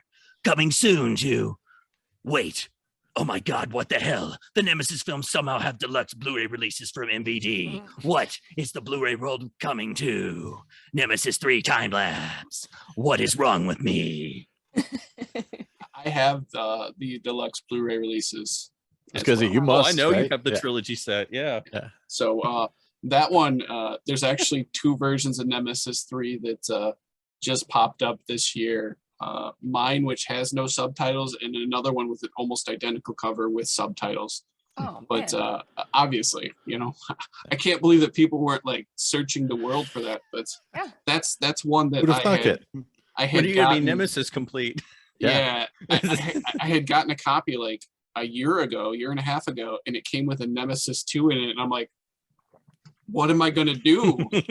Well, I held out and was able to get a Nemesis 3. So there's a German Nemesis 4, but it's not in English, so I'll probably pass on it until like we unearth a Nemesis 4 in some foreign closet. You're out of luck on Nemesis 5 because that's like 2011 or 15, I think. Oof, yeah. Well, yeah, that was when I he found needed some money. obscure reference to it. I'm like, Yeah. oh my God, there's another one. Of course, there's another one. I do All too right, much man. research on these, and it makes my small faith in humanity die further. And I'm like, what is this? What am I doing? Oh, Now you got to top that, Max. Oh my gosh. I guess I will try. Man, okay, I'll show one disc first to get out of the way because it's freaking Walter Hill after that. Yes. And the good It's- one. yeah, the It's- widescreen one. It's so Walter Hill. It has Walter Hill insert, Nice. Interview piece. a whole interview piece about freaking Whoa. the movie. Because they know Walter Hill. Sells discs. It Yeah. does, yeah. Business. They knew we were going to make this episode all those Yep. years ago. Oh my gosh, they knew. So I was pretty stoked on that when I saw that was in there, Nice. but it was way after the fact. So what can you do? Yeah. Do a second episode. Yep. Part 2. Okay. So I have some swag. Oh. It's really good swag. Top shelf swag. Ooh, it's real top shelf. Okay, I'm gonna show the bigger item first. All right. Whoa. Oh. Double Wow. patch. Man. Double sided. Okay. Ready It's for winter. snow jacket, perfect time. It's very cold weather. We've got some screen printing here. Man, you better go skiing in that. That's Oh, you know I got to now. We got this one here. Let's see if I can smush that. a little Okay, bit. Pioneer has to start paying you because you're just repping them everywhere you go. Like they'll send you like modern swag. You're like, no, I don't want that. I'm covered. 91. Nice. So this The is car? from when they were racing. Racing. Oh my gosh. This is racing swag. And this says the tag inside says France Graffiti is the brand name, Paris. Damn. Oh, they didn't skimp. Imported Oh, Euro this is- swag. This is Pioneer Japan and Euro swag. Yep. Just show up at a racetrack with that on and act Yeah. like you belong there. Just- Oh, I have a better racing one. I have the one with all the racing patches all over it. Yes. yeah. This is so cozy though. I'm like really excited about being able to wear this. This is Yeah, like that's like it's They wear it actually now. cold It's enough for it. it's cold on your end. yeah, you're in cold Yeah, weather days. 55. I'm in cold weather right now. Like I am wearing a Pioneer jacket. Yeah, I saw that. That's Mhm. badass. And then I have What's the my shirt? Oh, legendary, the LaserDisc color bars one. That was like an Epcot shirt at first, but that's LaserDisc. Yeah. Oh yeah. This one, this is I showed this jacket once before, but it's on the back. It says "Don't Go Quietly." It's one of their, I think maybe their car stereo or maybe one of their audio receiver type of times. Is that denim or is it corduroy or what is This is that? denim. This is black denim. Nice. It's Goodness, actually wow. Lee brand jacket. Oh shit. They put Wow. big embroidery on the back. I'll turn around. I'll show the back of it. Yeah. I fully expect one day on one of these episodes, there's going to be a whole rolling clothes rack of Pioneer jackets Yeah. and clothing by the back. Oh, cool.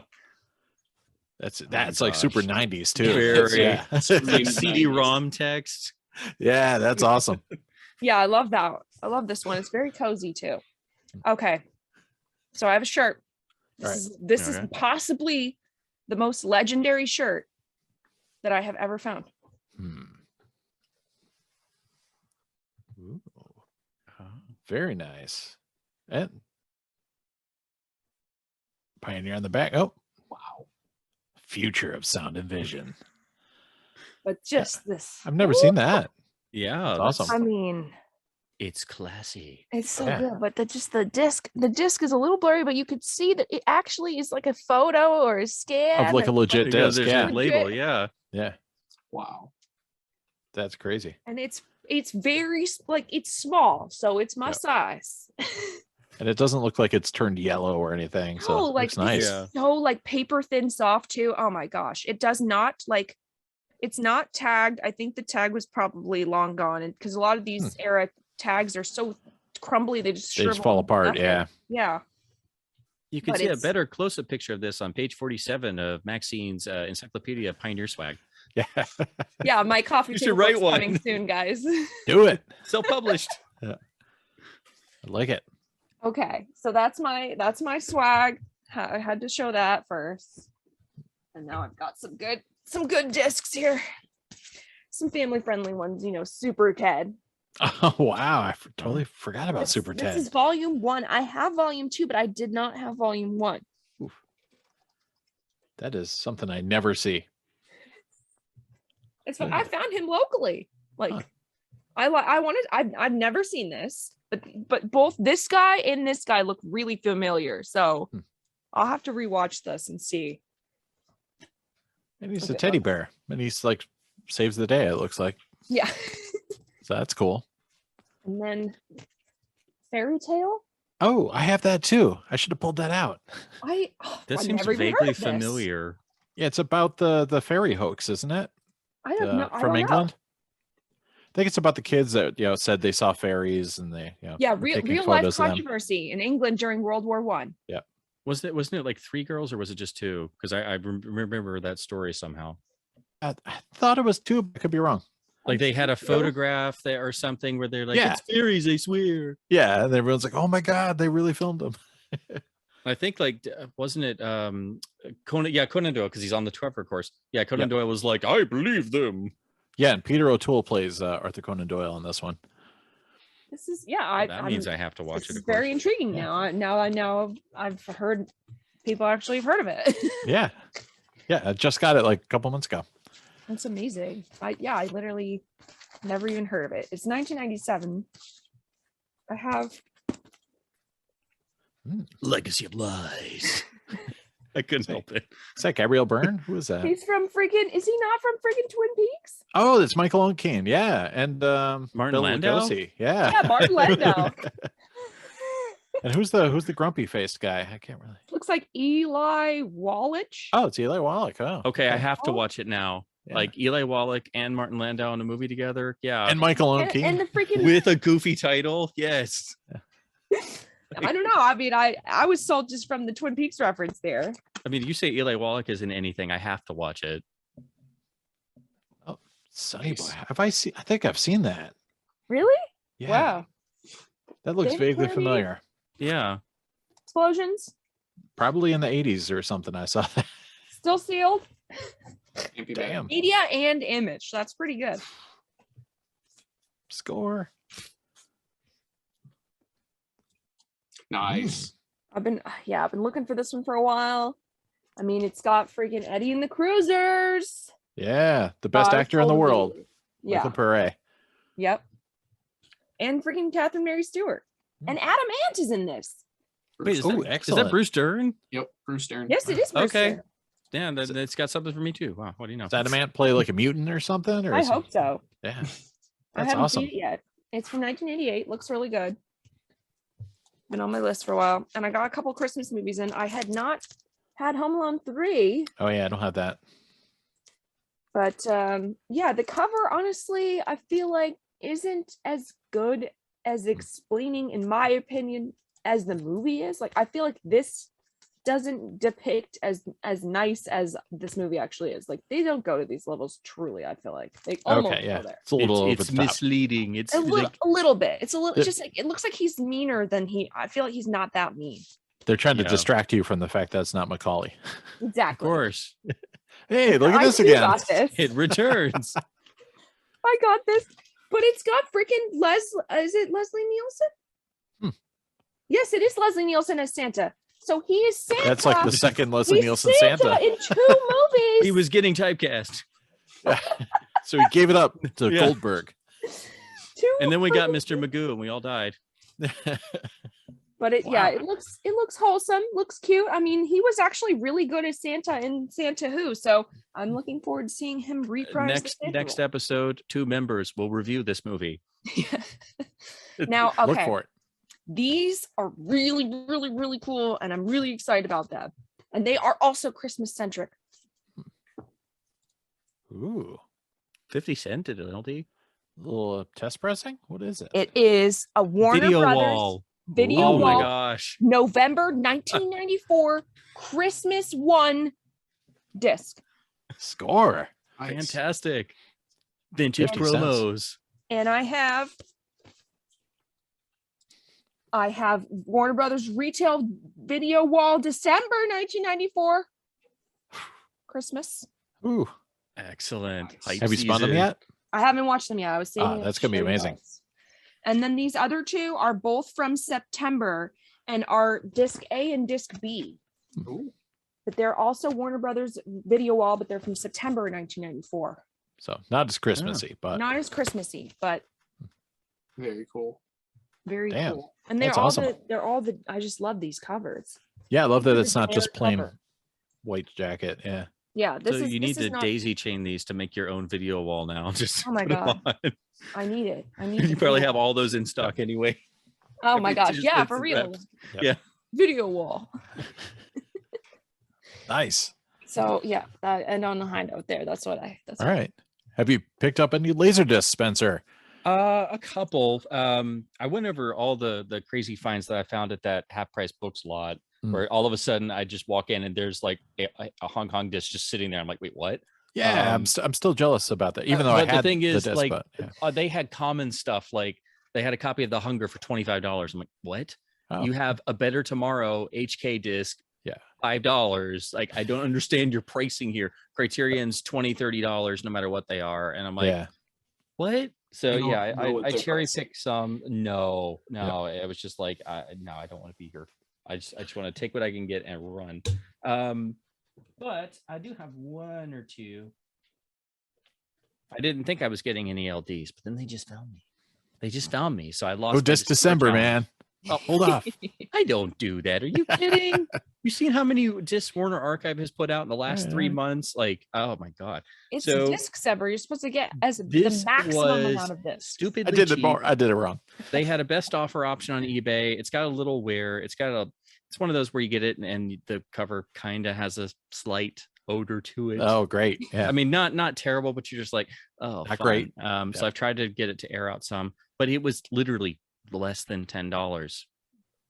Oh, Nice. yeah. Nice. Always wanted to find one of these so I could do my sound geekery, even though I'm pretty sure most of these are just going to be, the same Dolby surround from the standard disc. But Yeah. now I've finally got the THX Wow. And again, I don't mind that it's a little beat up because again, it was just, under $10 with shipping. I was like, and I don't That's think not they that knew what bad they either. had because they had gotten other discs and there were like, commons for $25. And I'm like, no.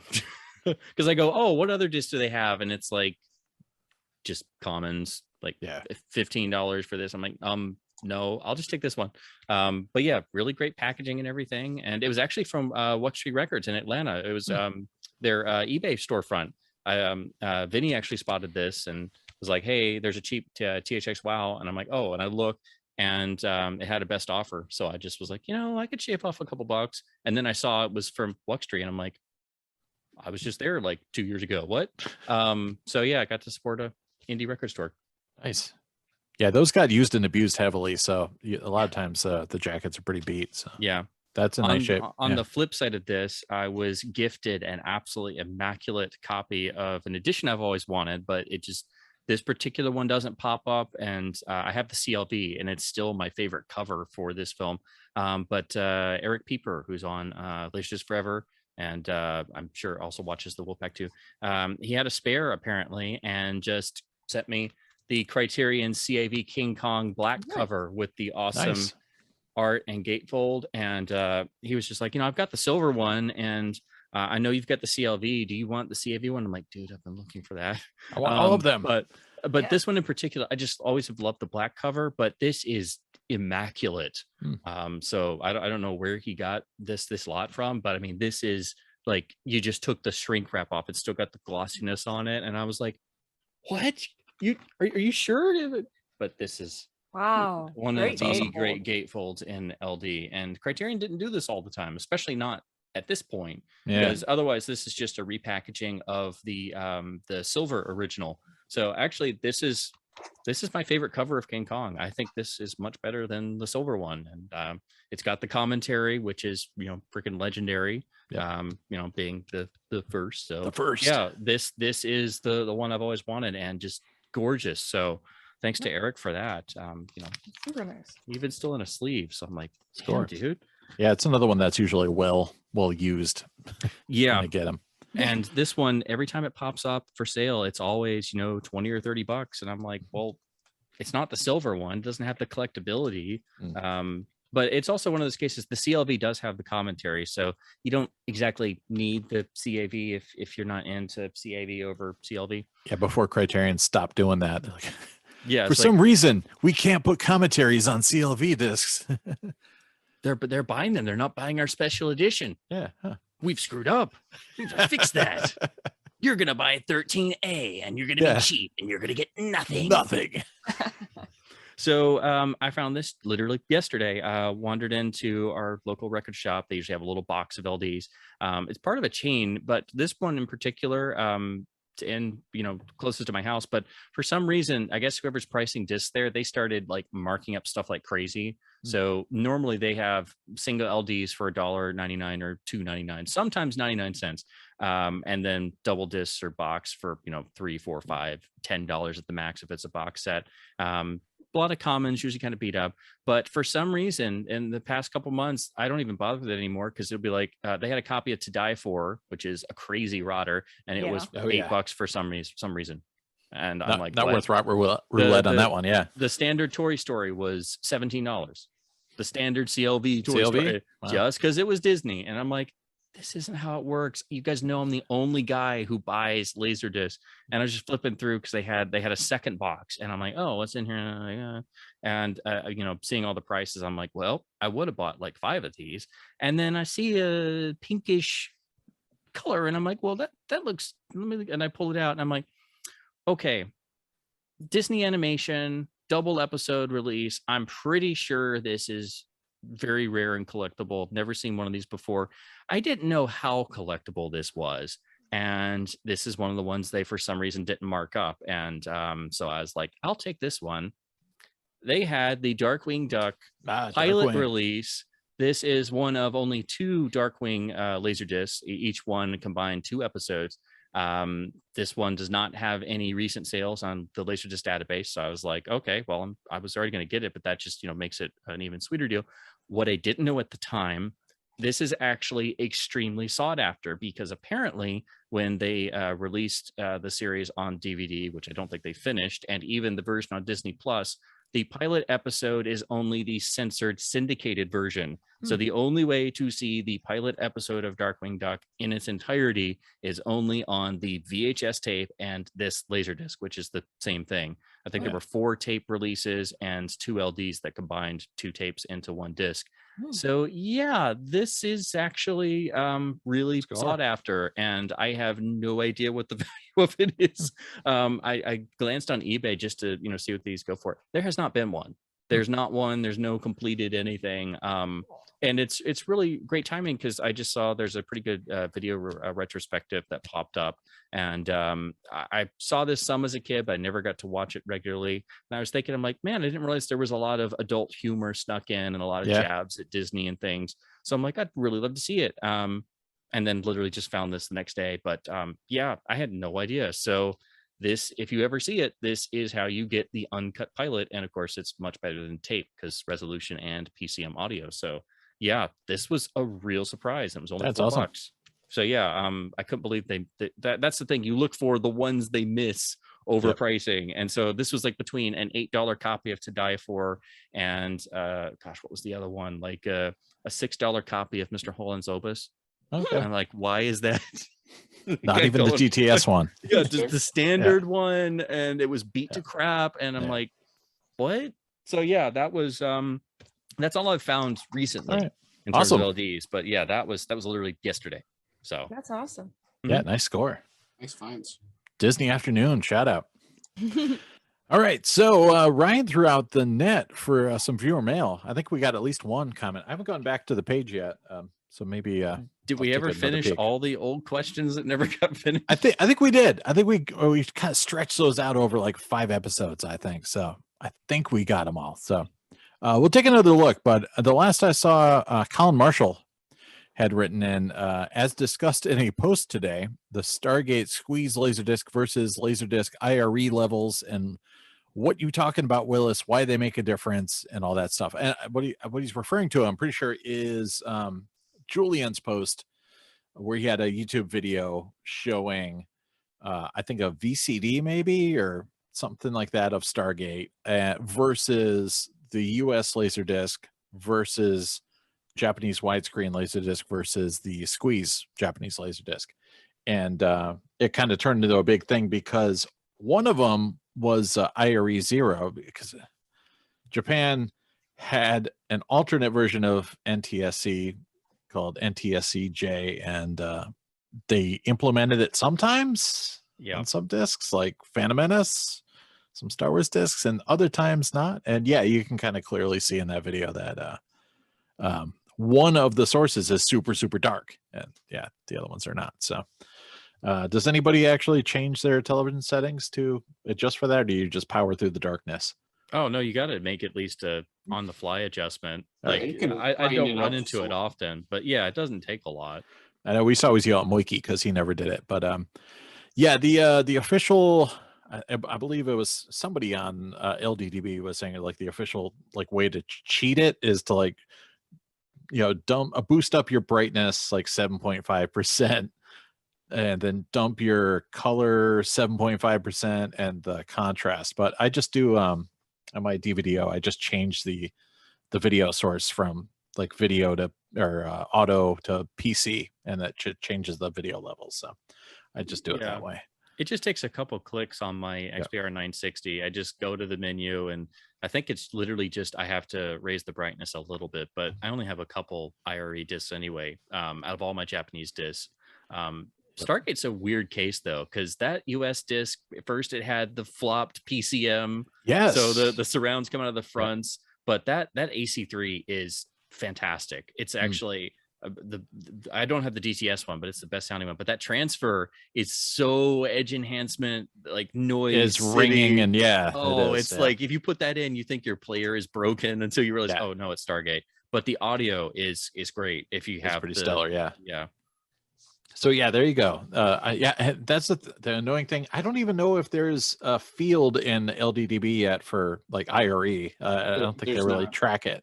So it's all like you either hope somebody added something in the notes or not. I mean, you'll basically know if you watch a disc and it's just pitch black and the colors are really saturated and dense, and the everything's just shadows and darkness. So Tom Cruise looks weird. Yeah, what's going on, man? But yeah, I'm trying to think of how many Japanese discs. Most of mine are the US, 7.5 IRE standard. I don't know why they just kind of selectively did it, but Oh, I think I've got 3. I think it's Okay. the Japanese Mission Impossible, which it's otherwise exactly the same as the US, so I don't know why. Phantom Menace, and then I think the one Japanese Bond one that has the IRE is the Letterbox Goldeneye. I think that's the one that has the IRE. And it was it's interesting. one Bond, but I think it's that one. And like this case too, that he was doing a comparison. So this guy was saying, well, you can't really do a proper comparison because the levels are off. And he's like, well, it's directly captured from the disc. And like, well, yeah, you're going to get the IRE 0 directly captured from the disc. But it's supposed to be, adjusted so you can really do proper comparisons. So there you go. Stargate. But the weird thing was that the squeeze one, I think that looked like regular 7.5. I don't think it looked too dark at all. So, but the letterbox regular disc did. But does anybody have the deluxe one? I've never found it. The like the director's cut. Yeah. I snoozed on getting it. I'm sure Ryan's got to have the DTS one, right? I've got the DTS and the squeeze. Yeah. I've only watched the DTS so far. I think that's is that the long cut? I think it is, right? It's think 2 so. discs, so I assume so. Yeah. Well, Yeah, even I the think it's the normal one long is. one. Yeah, I'll get it someday, maybe. Something like that. Did we have any other questions, Ryan? Did you go check? Yeah, we got one from Karma. Why was it easy to do frame count on CAV LaserDisc and not DVD in the later formats? DVD was like just kind of trying to pull off LaserDisc stuff. So yeah, I mean, it was so easy on LaserDisc because it was like literally Individual one rotation stored. was one frame. Yeah, Yeah. It's like In fact, I know some people that were bummed out that you didn't have the time counter on CAV disc. You're like, oh, come on, I can't see if it's like 10 minutes. It just says like you learn to 10,000. convert in your head. Yeah, like I'm at 3642. Oh, all right.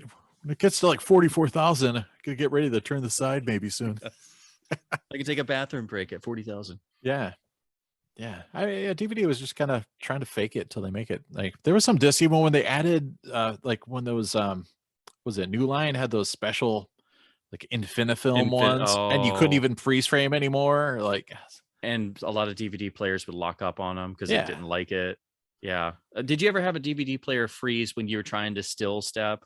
Like you were just trying to step through frame by frame, and then it just your player is like, no, I'm not having this. Yeah, sorry, buddy. The early players were such ass. Like they really were. Yeah, they were like 909s and 919s. Yeah, my first player was a Pioneer, and the lip sync was just completely gone. So I brought it back to Circuit City the next day and traded it in or sold it back, and then went and got a Panasonic down the street. So you got it to play the Matrix Snapper case, and that was as good as you can do. Because that's the DVD everyone had, and that's it. You got to have that snapper case, man. Yeah. But yeah, so there you go. It was easy because the technology on LaserDisc was already like, one rotation, one frame. Just make a counter, nice and easy. So and then one more. Just all right, what do you got? Just how big is Sam's new screen? Then that is a question. All right, so it is a bit of a mystery. Because I originally bought this screen as 125 inches.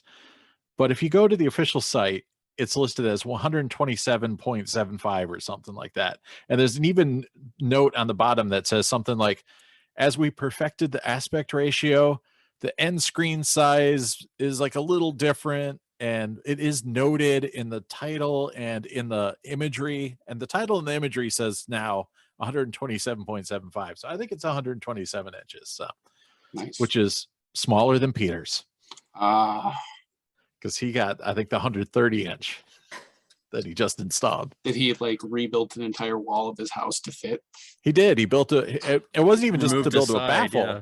Because I thought, oh, he's going to do a baffle for like but he did actually, I think, put his subwoofers back there. But it was just to build the wall in to give him enough surface area to fit the scope screen. And I think he covered up a door, and he's like, well, I could take the screen down if I ever need to get into that door. Yeah. Or use the power of Matt VR. Yeah, exactly. Yeah. So there you go. He's got a bigger, I had a bigger screen than Peter for like a month. And then all came crashing down.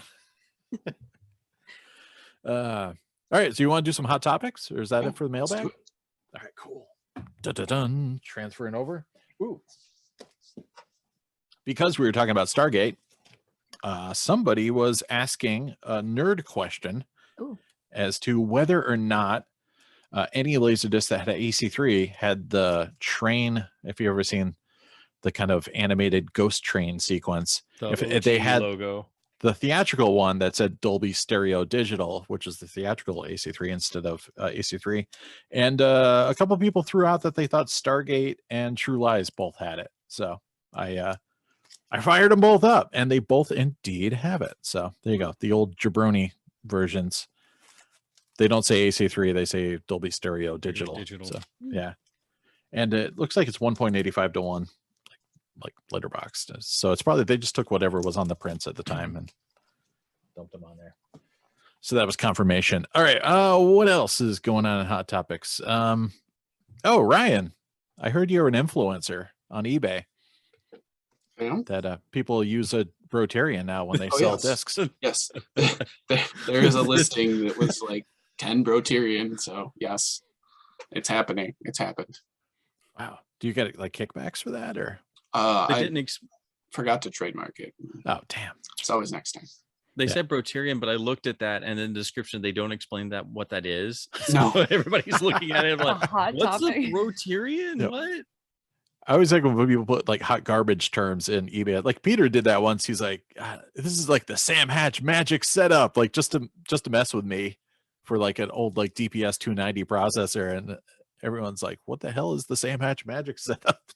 Or like when the sellers discovered Technodisc, and I've Oh seen my God. some throw on Technodisc, and Yeah. It's not. no, and even they don't try to explain it, or if they do, Yeah. it's horrible, and it's not a Technodisc, and Yeah. they put some absurd price on it. Super rare Technodisc. Yeah. So great. Yep. One thing I wanted to bring up in the last episode, which I totally forgot about. Has anybody been using the hardware beta on LDDB? It's pretty cool. I have I'm not, trying to- but I've seen it. It's pretty, yeah, they actually have, like, you could just type in Sony or whatever, and they'll have a listing of every player. So I'm going to try and go in and Ooh. pump in as much data as I can for, Yeah. stuff, because they've got a bunch of different fields for price and stats and stuff like that. It's pretty damn Avoid cool. this player. It's super janky. Hey, are you talking smack about Sony's? I've been No, I've never waiting run for one. I this. can't do it. Every other piece of gear I have is Sony except my LD player. We can fix that. What was that, Max? I've been waiting for the catalog of all of the remotes that go with each player. So if this is something where I can finally input this data that's in my brain, then Yeah, I think this is Like going to be it. the place because it's there's also accessories and things like that in there too. Okay, Because I cool. noticed Okay. AC3 decoders and all sorts of things like that. nice. Hopefully at some point there'll be, because it's just in the beta right now. I think it's just right on the, like, underneath the search on the left side of the screen. There's like a kind of yellow box. This is hardware beta. But And if you type in Pioneer, it doesn't come up. You have to type in like the model number, I think. Yeah. Something. but there is, because I did get at like a list of all the Sony. So maybe it's once you get in, I think maybe you Yes. can click on it from there and then you'll get the master list of everything. Yeah. Correct. I yeah. hope Wow. they can add quirks like which players have really bad ringing or which players are goofy Sure, that about a would be in the notes. particular Yeah, I don't know topic. if they have notes yet, but they really should, because the users can add all sorts of interesting things like that. This one has bad CLV smear, This one needs all an that ammo stuff holder. that you Yeah. otherwise have to try and memorize. I'm not seeing Yeah. a remote section either. So Ooh. All right, we Send a need to get message. that going. Yep. So it's pretty cool that at least he's got that started, and Yeah. it's pretty badass. And probably after a while, when it's fine tuned, there'll be, because there's all sorts of cool hot lists for LaserDisc, like top 100 routers and use lists. So maybe there'll be like something similar for like coolest LD players or stuff like that. All the elite players could be listed together, something like Yeah, that. that'd be really cool. I like this idea. And I don't see photos yet of anything, so I'm sure. Yeah, they'll- it's very bare bones. So I'll, we I'll need help to. populate it. I got lots. Yeah, we gotta start bugging Julian and see if he can add I don't even know if there's like a photo submission. Is there? Can you add? Nah, there's not yet. I'm sure Yeah. that we'll have to But- Yeah. Yeah. I have a lot. It'd be funny if like you look up a player or a piece of gear and it's not a nice clean photo. It's like somebody's just like normal cluttered space and they're Yeah, like in the just- background like Nasty trash all over the place. And Well, I have like so many of the catalogs of player models, and it's Yeah. their stock photo, like from Pioneer or from Sony or from Panasonic. So I have a that would be lot of like, perfect. the player photos. So I'm totally willing to scan all those. But like for real, we need remote knowledge. We need Yeah. Yeah. Because that's, I It's mean, my I know, brain. I know some just from my players and things like that. And Yeah. I'm just tired of having to look it up all the time. I And there's some remember really bad endlessly information out there. searching. I I know. remember searching for that first remote for my player that didn't have one. The first player, I never got one. Yeah. What was it? CLDCU 068. Oh, still that's not remember even the that hard to specific- find usually. No, but by the time I found one, I had found another player. So it's Oh like, yeah. The So bad. 98's Yeah. a tough one to find. So yeah. And now they go for like $50, so or more sometimes. But yeah, that would be fantastic. Yeah. So much bad information we could help I know. stop that. I know. What We'll are never the stuff? stop Bad information. Let's be honest. Oh yeah, We good can point. just try to help people who want Like, to help themselves. Put up Yeah. some sort of a dam, maybe. Other exciting events. Caesar from LDF called out people that are faking shipping. So apparently, apparently if you just post that you got some things in the mail, that's just not believable. You faked it. So Yeah. So So we're on to you, kids. gotta have an we do a unboxing podcast. photo. And they're all fake pickups. We don't even buy laser discs. No, Ryan This really mass lives in doesn't grow by Indonesia. the day. Yeah. Like what you see is actually the Ryan Indonesian Broterian offices. Yes. Yeah. I mean, There's no slow boat shipping. It's all a myth. It's the thing. It's like you actually have the disc, so you had to have gotten it somehow. Like, I guess I mean, I used to see that a lot with lots. You'd be like, you didn't go get that lot. You just brought all those discs down to your Subaru and you staged it. Yeah. But yeah, either way, he had to have had all those discs in the first place. He got them somewhere. So I don't know. I bought these a week ago. I never got the time to do a nice staged photo until now. Yeah. I So let me genuinely call- I didn't want to believe have a dirty one. if you look at the eBay sold, you'll probably cry at the crap that people are buying on eBay for like $5 a pop. That's $1 disc. Oh, And then yeah. also how many laser discs sell on a regular basis. Like it's pretty impressive. So people are getting things mailed to them. It's amazing. We have a postal service for that, right? I know. I know. They happen to Media be very mail? nice people. Yeah. Media mail went up, but Yeah. it's still Gotta cheap. hurry and get your stuff Comments. in to get there by Christmas Day. Yeah. It's not gonna make it with media mail now. No, of course not. No. Speaking of selling, now people are selling like they're getting desperate. We got one guy who's selling to pay his SAG fees. So that's Oh yeah, I saw Right, that. stuff. And today was a guy selling for smokes. He wants some smokes. So At least they're honest. yeah, that's Real world problems. You gotta Oh, know man. stuff. Like, I'll see a guy like outside of a convenience store. Hey man, I'll sell you some LDs for some smokes. how's he gonna get the money to get the smokes In enough unless he time. pays That like an fast? instant PayPal Apple Pay. transfer fee? Yeah, maybe. Yeah. There's Apple one Pay is the convenience store that drugstore. takes Venmo. Yeah. I need I got smokes tonight. Bitcoin. I got 5 Bitcoins right here in an NFT. Oh my God. So What'll that get me? Good times.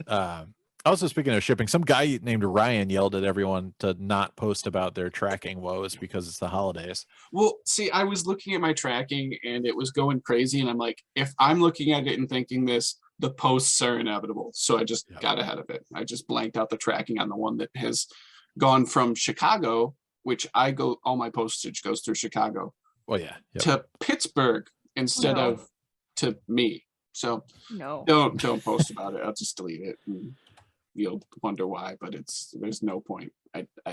Everybody has this problem every year. Deal with it. Yeah, I like it. Yeah, Fun and police just here. So, hey, you're upfront about it at least. So Yep. that's good. And then what else is going on here? Oh, UHF sold for over $300. Everyone freaked out about it. So I guess that's the new hot Matrix, I guess. So that is the new Nuki. Is that It is is. that just like a standard Warner Brothers disc or something? it's just a The image. I hear it's Oh, it's image. Okay. Yeah. open mat. Yeah, but Yeah, I was like, about to say it's not letterbox, it's Samscope. it's VHS Plus. I don't know. So apparently that's like the big hot $300. I mean, I got the DVD. Probably buy a 16mm copy for $300. Yeah. Yeah, but I mean, it's not the LaserDisc. True. Yeah. Yeah. I mean, I love UHF. It's great and all, but I'm not dropping $300 on it. So No, some of us yes. have it. yeah. Some of us named Ryan. Probably Maxine too. I have it. See, I have an empty cover. I had the DVD I have the DVD as well. because that's widescreen. I don't buy open mat. Well, mine's got all the resolution, I think. Full resolution. Full immersion. One day Sam will embrace the open mat and we're gonna come Nope. back here and there's gonna be a big open mat sign like my life is in open mat. Never gonna happen. You're gonna get a Academy ratio screen just for it. Yes. Second screen to drop down. Hey man, I could just put it right in the middle of my scope screen. It's big enough. I can do it. Here we go. Russ Scott actually asked a question which is kind of applicable beyond his particular situation. Was he was asking if he should drive 200 plus miles for a Panasonic, which is funny because it was a 900, which is a nice player. Yeah. Some people are like, "No way, man! Screw that." I'm like, It was "Oh, like a $50. yeah, it was a great deal." Yeah, that's my favorite player. Like that is beyond worth it. It's Yeah. free. And some Any- people are like, "No way." Any high-end player that's $50 and working, Yeah. it's 3 hours. I mean, if you're Yeah. smart, you stop at record stores. on Yeah, the make a way day back. of it or Yeah. something. Yeah. So that's the question: is what's the farthest any of you have gone for a player, if you have done a road trip for one? I think we covered this, didn't we? Earlier. Did we? Not All for right. players specifically, I don't think. Yeah, I I think mean, it was. I think it was know. just like LD spending. Yeah. Central Ohio this summer Yeah. for Maxine and I. So like, Did you get a player? no, I just ended up with 250 discs or something Okay. like that. Yeah. But that was when I went through like 10,000 of them. So Hmm. yeah. So yeah, I mean, that was 7 hours there, 7 hours back or something. I was a long day. I was really tired when I got home. But yeah, would you drive 3 hours and Yeah. back for just a player, no discs? If there's Mhm. a 900, sure. Yeah. Yeah. I mean, that's still I my have. daily driver. That's my favorite. It's like the sleeper player, as Great long as player, it doesn't yeah. have that AGC, AGC. problem. Yeah. So, and for those playing along at home, if you haven't heard of it, it's got a variable, like kind of black level bug on the earlier models that, yeah, I guess it like brightness kind of wavers and changes occasionally. Yeah. So, And you lose a little tiny sliver, I think, On on the the left right? side. or is It's it the left or the All right, either one. Yeah. But outside of that, no CLV smear, no ringing, no anything, any problems. And I'm just like, Smooth. why? I'm just Nice amazed player. it's not more expensive. Yeah, and then that was heated up for a while there. Those players were gonna, at least 200-300 or something for a nice copy. And I think his was like really minty too. So, and I think he said the seller told him, "No, don't do it. It's not worth driving." It's hilarious. It's like, have you tried to Yeah. ship it? If you did, if it arrived in one piece, you're beyond lucky. Yeah. But that's always the weird thing with the long distance, because I've traveled a little bit, and people expect when they sell things like that at a great price, it to be like very local. And when like you don't want to let them know that you're willing to come very far for it, because then they'll start like, wait a second, is this worth like a lot of money? I've never had that problem on laser discs because usually Oh, they're yeah. just happy to get rid of it. like I've had some people traveled like, over 2 hours multiple wait, times. and why? they're just like, Why are you coming for this? well, we finally found a sucker. Actually, this reminds me, I posted something, we have a celebrity who did the same thing. Guillermo del Toro was doing an interview and he buys props on eBay for things. And That was next on it the was- list. Yeah, it was Jimmy Kimmel who asked, "Oh, do you ever sell anything on eBay?" And he's like, "Well, there was this one time I sold a whole lot of laser discs and it was going to be expensive to ship them, but I was like, you know what? It's only like 2 states away. I'll just drive them there." Yeah, and he So met the guy. Yeah, and the guy goes, "Didn't you make that movie?" And he goes, "Yeah." So So yeah, it's like- someone was trying to find out if anyone in LDF was the guy that bought the discs, but nobody came forward. Yeah. There's guy a probably- lot of like collectors who aren't an LDF or any of the Facebook groups. Like Oh, for sure. I just got something. I broke my buying ban. And the guy's like, hey, I think I've been to your house for a sale, and I deleted all my social media. Okay. Yep. So Oh, it happens. What was the other thing I saw in? Somebody was, I didn't listen to it, but apparently on the Pure Cinema podcast, Quentin Tarantino and Roger Avery were on, and they were talking about how they split up the video archives, the video store that they were famous for working at. They split up the stock, and Quentin, I guess, took the videotapes, and Roger Avery has the LDs. I guess there's only 200 of them, but apparently he has them also. somebody got the better deal. I know, right? The very better deal. Yeah. Because how many of those tapes were off-brand or bootlegs or are in terrible shape or from low-budget companies with tracking problems? Yeah. Yeah, Those are the for ones sure. that people want now, though. Oh yeah. So- They pay through the nose for them. Yep. Actually, I do have it's not LD, but I do have a video hot topic that involves VHS. Oh, If that counts. I mean, I guess. Do it. Yeah. Let's get wild. All right. So it ties into the thing that we're all freaking complaining about. This guy. Hmm. First, it Actually, was the cover. That is on my Then list. it 4K came out. Citizen Kane better than the LD question mark. Yeah. So, there's been element problems, and we've all tried to figure out what's the best audio release. And to date, it's actually the old Image LD unrestored analog track. It's the least over scrubbed and stuff. But of course, this has the god awful packaging quad fold out thing. The discs are a mess. The booklets that's all where the over. rest of the And it goes Kane up. is. It goes up, it goes down. It's a mess. But anyway, this also had the defective Blu-ray disc that I've still got to send in. But now they've told us you can just destroy it and send a picture. And I'm like, Break it over your I knee. can't destroy disc. But anyway, what made this even crazier is I started looking at all my copies of Kane again, and at least I can look at the extras and wait for that Blu-ray to get here as well, so I can finally have this complete. The audio is better than the old Blu-ray and DVD, but it got me thinking. I'm like, is there anything I haven't checked? Because I have that Image DVD LaserDisc with the unrestored track, and it does actually sound better even though it's analog. And then it got me thinking. I'm like, wait a minute, do I still have my own Kane tape? So this is the old 1992 Citizen Kane tape from the 50th anniversary. This is the copy I bought at a record store when I was a kid. This was the copy I watched a million times. And it's got hi-fi and linear mono, both mono. But I was like, I've got a good VCR now. I can capture this and see what it sounds like. Ready for the scary part? It's horrible. This is the best sounding version of Kane on any format that I've found. No joke. It is Crazy. better. It has noticeable more information than the Criterion, which, it's cleaned up and everything. And this has some noise, but it's natural noise. Like someone said they just rolled off the top end, right? The fine detail on the high end and the music and the dialogue, everything. There's so much more space. Again, there is some hiss, there is some noise, but it's intrinsic, and apparently the negative is long gone. So yeah, and the guy who runs the blu-ray blog, who analyzes all kinds of audio tracks for different releases and posts the waveforms and the spectrographs, and I'm like, hey, so can I send you something? He took a look at him, he was like, what? So he did a whole thing about it and made a video of jumping between this and the Criterion, and you can hear the difference on a phone speaker. It's just so yeah. Citizen Kane, best heard on a VHS tape.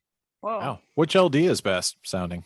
The Image one with the Enquirer newspaper cover. Okay, The one they did when Criterion did their special edition, because it has the digital track is restored with no noise reduction. Oh, okay. And then the analog is the unrestored grungy track. You don't want to listen to that. Only jerks listen to that. Yeah. So basically, Okay. This is actually a bit better than that, and because it's VHS hi-fi, it's actually cleaner than LaserDisc analog. That's why I captured this, because I was like, maybe, but there's no way. But because I bought this used, I watched it 1,000 times, so it wasn't in perfect shape. But yeah, go figure. So which one should Ryan watch? Because I know he said he wanted to watch it right away. So Pass. well, I mean, otherwise the UHD does advance over the Blu-ray, Okay, and all the right. new extras are nice, and the audio is good. It's better than the previous Warner edition. So yeah, they at least it's a step forward. But that's disheartening. But yeah. you know, What'd they do with the Blu-ray? They borked up the HDR. Is that what it is? Or- yeah, you can get about 25 to 30 minutes in, and then all of a sudden, it reminds me of an IRE disc. It's Okay, like yeah. literally, Just it goes whoa. IRE crazy, and it's foobarred. Huh. And yeah, so the Blu-ray is unwatchable except for the first 30 minutes. So you can listen to the commentary tracks on there and watch the first 20 or 30 minutes. But yeah, they're supposed to, I think, get the replacements out sometime in like January or February, which Right. it's understandable. But yeah, that now the audio and the How do packaging they in this miss is something horrendous. that substantial? Like that's a substantial miss. It's not like a drop And it's frame or something. Kane, and Yeah. it's their big UHD launch. that's their killer Mulholland app, Drive yeah. was perfect, Yeah. but yeah, no, it's because. But I mean, they're not the only ones. But Criterion doesn't usually do this. And of course, Kino just royally screwed up on the hard target 4K. The audio is foobarred, and the 5.1 is reverse channels, and the 2.0 matrix is like really canned and nasty. So yeah, so apparently they're going to fix the 5.1, but not the 2.0. Yeah. All right. So yeah, stuff happens, as long as you take care of it and, don't treat your customers like crap who point stuff out. But this whole thing about having to destroy a disc, and I'm like, I have it in my hands. I have the old Criterion Kane. I'm the guy who found the tape sounds good. Like, I'm like, yeah, Screen Factory sent out replacements, and they've never made me physically destroy the old copy. Yeah. So, I think somebody said it's because they don't want any defective ones to exist in the world. yeah, It's a they're probably myth. trying to weed that out, but Yeah. I don't know. Too late. It's out. I'm gonna probably mail it in like a chump. Speaking of physical media, do you want to roll over to getting physical, or do you have any other hot topics anybody want to cover? You guys good? No, that was All right, was cool. mine. All right, let's get physical. Physical media pickups. Don't go crazy, except for Ryan, because I think he got a lot of vinegar syndrome. I cut out a lot of things because of it. Like we had the whole, it was Dollar Tree month for Black Friday. So like I went crazy there. I'm going to see none of it. So I don't think I bought any Blu-rays. I did buy some books, but I left them upstairs. I did finish reading the Dave Grohl Storyteller, and I bought Talib Kweli's Vibrate Higher, a rap story, which I also read, which was good. I need a new book now because I'm all out. I'm actually reading the Shadow comics from the 80s that Howard Chaykin and Bill Oh, really? Sienkiewicz and The super cray ones where the the Shadow modern is suddenly a robot, and Yeah. man, I've read most of them. I have a good chunk, but yeah, Shadow fans like abhor, like they loathe that, and Oh, it yeah. is crazy. I Like love the them, first though. 4 are pretty dark and they're pretty straight, but like yeah, eventually they turn the Shadow into like a cyborg robot. Yeah, at the end of the series they get totally off the rails. Yeah. So I'll just pop in those books and stuff like that. But I got some CDs. I'm a big Killing Joke fan. This album Pylon is their most recent one. It came out a few years ago, and I wanted to get the double disc that was European import, and I slacked and kind of slept on it. And then nicely, Spine Farm reissued it with like even more tracks as a 2-disc. So thanks, Spine Farm.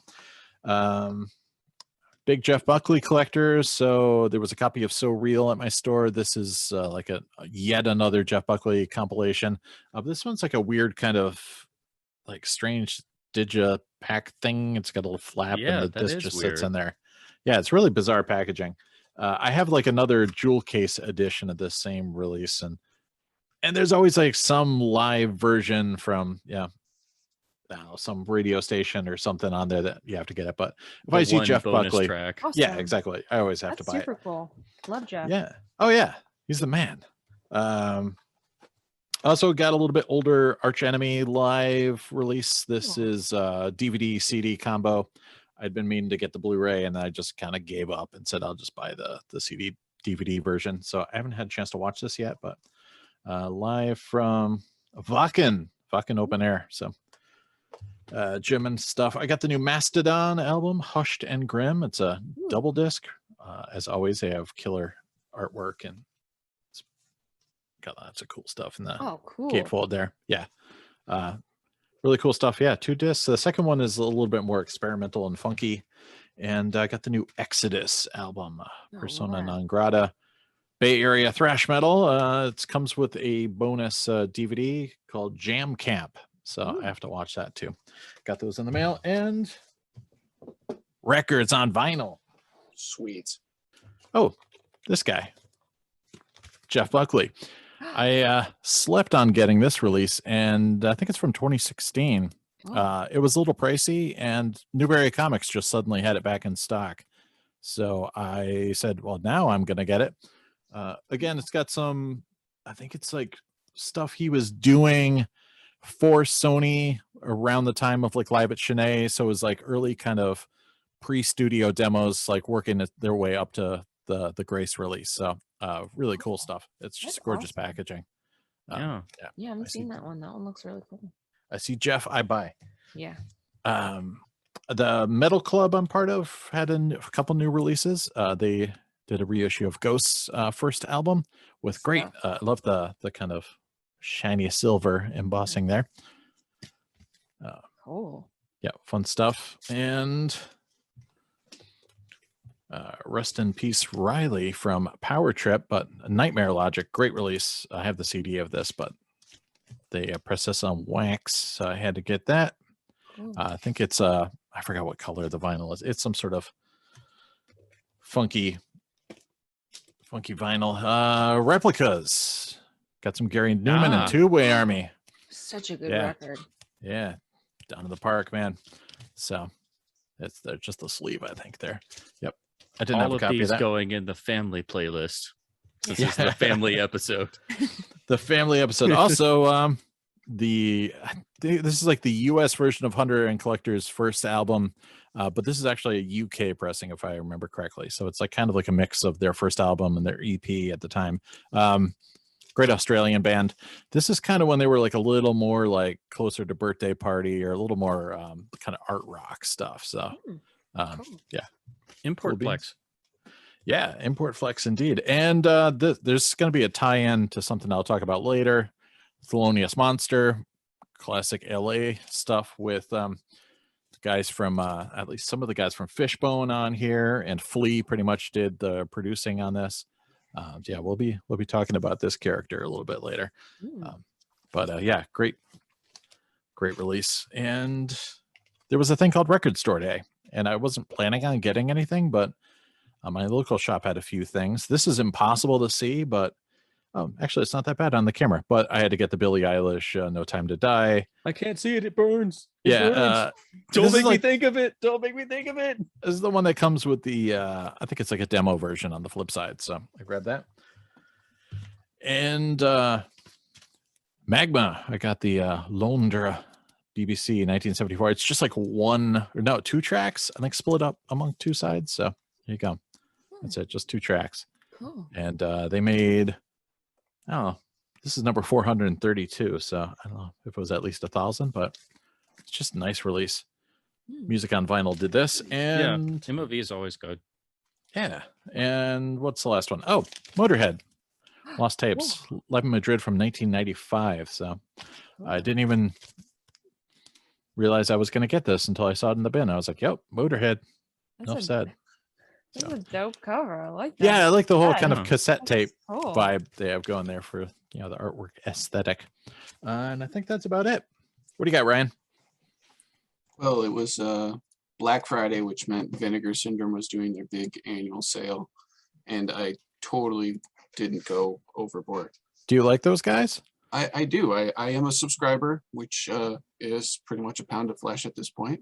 Wow. But it's a commitment, but it's always worth it because every month I'm excited about something crazy coming. So They give you a discount for helping source I wish. audio for their releases? We're gonna have to go talk to them, Sam. All right. So I'll set up we'll- a meeting.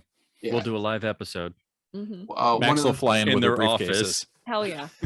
there we go. Sitting in the lobby.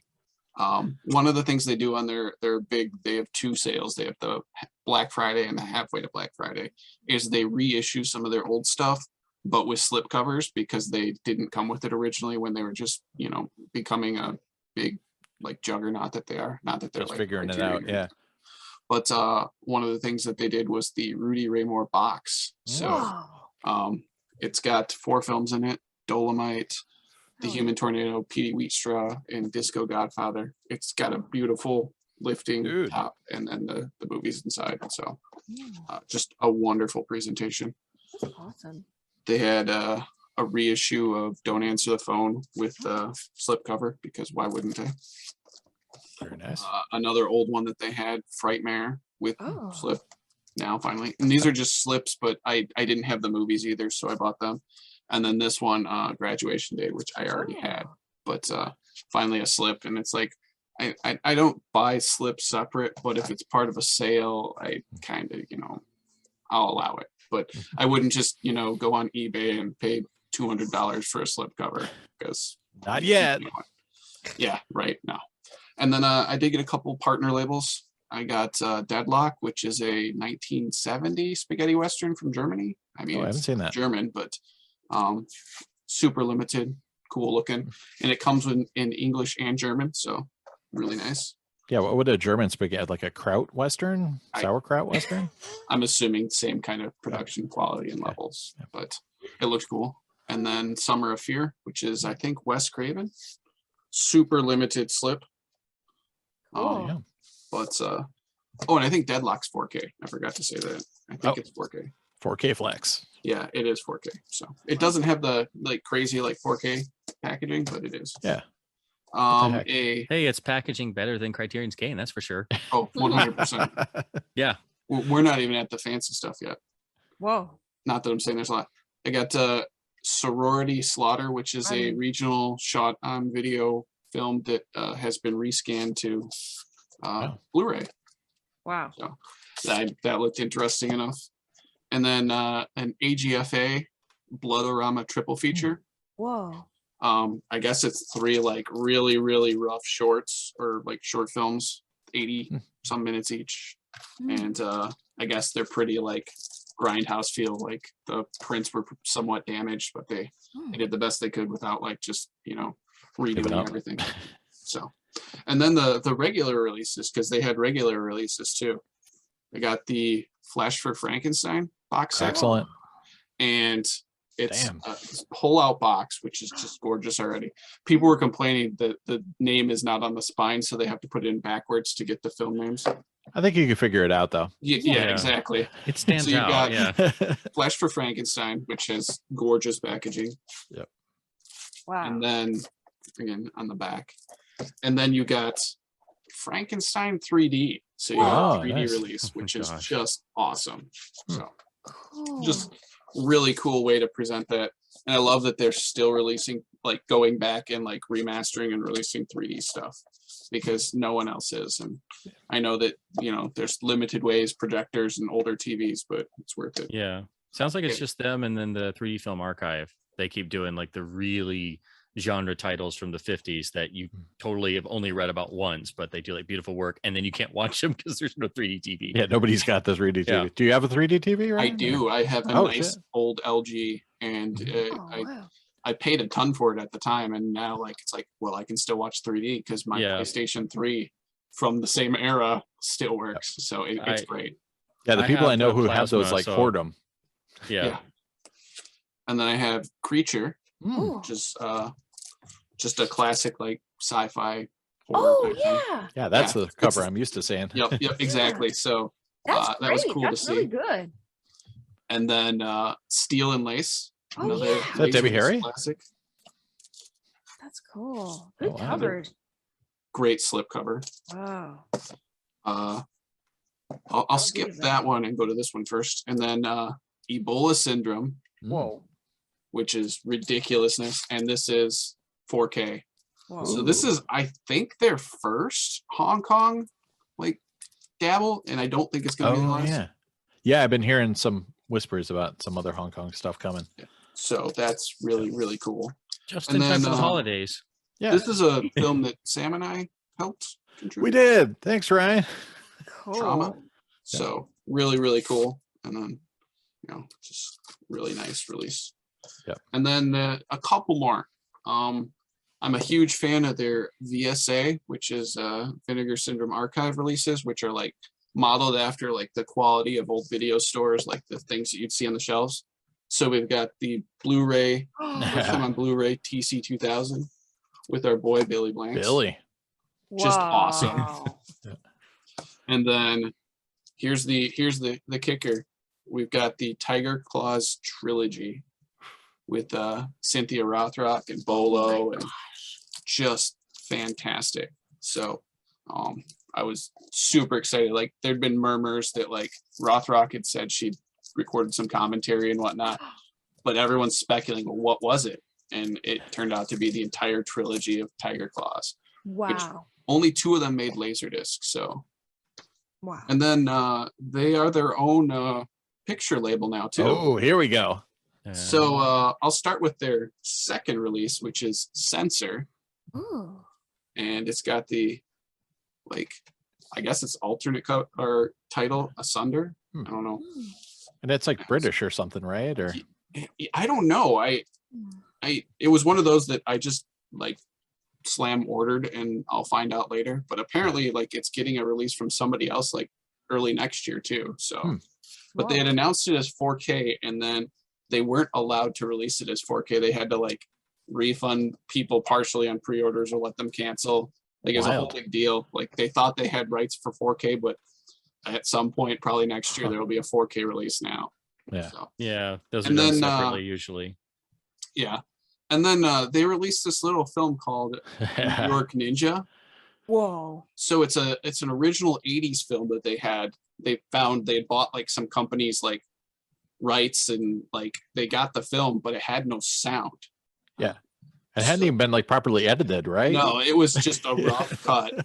So they took and they edited it down into a cohesive film and dubbed over some brand new vocals and sound effects. So they pulled a Woody Allen, like with What's Up Tiger Lily, you're saying. Yeah. And they had like legit actors too. So yeah, so they had like Cynthia Rothrock, Don the Dragon Wilson. Oh my god. All of them contribute to this. Just a ridiculous like concept. Again, the artwork is just out of this park. And it came with a booklet on how it like came to be. Oh, that's Started awesome. reading Gosh, yeah. Awesome. the booklet, but I guess it's gorgeous to look at, and it's already gotten some rave reviews from some people with like the best of the worst. So, but it definitely captured the spirit. So, and it's got even like the little like strap to pull the discs out so you don't like dig in or I see. tear it open. Take that, Criterion. Yeah. True. And yeah. it's magnetic clasp. Oh, I like the magnetic ones. Those are It's nice. so good. They did that. Criterion did this. Yeah. You win. Folds out 12 ways. Yeah, so Yep. I think Vinegar Syndrome wins.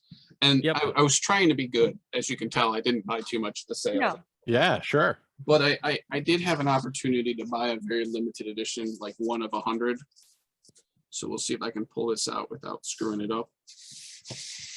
So there? I got this New York Oh. Ninja print. That's pretty cool. Oh. Nice. Oh, And it's autographed on the back. By everybody. Rock and roll. Yeah, Oh, so yeah. What? there's like 100 of them, and they were gone by like 12:30 in the morning, like or 11:30 Eastern or Central. Like it was, I pulled over on the interstate and placed my order. I'm not even joking. Like, Hold on, officer. I'm getting some No, rock like, rock. I'm I was waiting like, for the signal to go through. I was coming through Chicago because it was Thanksgiving. It wasn't even Black Friday. It was like almost Black Friday. And I pulled off the road and started placing my orders while I was at like a toll booth area. And there was like no one around me. It was Thanksgiving night, but yeah, that's how I placed my order. And I got one more thing, and it's going to segue into the last of the things I'm going to show. Whoa. I got the Deadly Games soundtrack, which is like a score, and then it's got the Merry Christmas featuring Bonnie Tyler. What? But Nice. it's purple and black splatter. Oh, cool. I haven't opened it yet, otherwise I'd show it off. Mailbox Uh-oh. Oh, what's going on? one. I have a mailbox one. Oh, cool. And my son has a sweet advent calendar of Blue's Clues. Say Oh, hi. nice. yeah. Hi. Wave. Hey there. Hello. How's it So, going? he also is looking forward to watching New York Ninja, I believe. Hell yeah. I bet he, Yeah. You got I have milk. you have milk? Yeah. Oh, good. All right. We'll go have your milk. I just got water. But Upgrade. this is another one. I think there was like 250. So like it was gone by the time I woke up the next morning.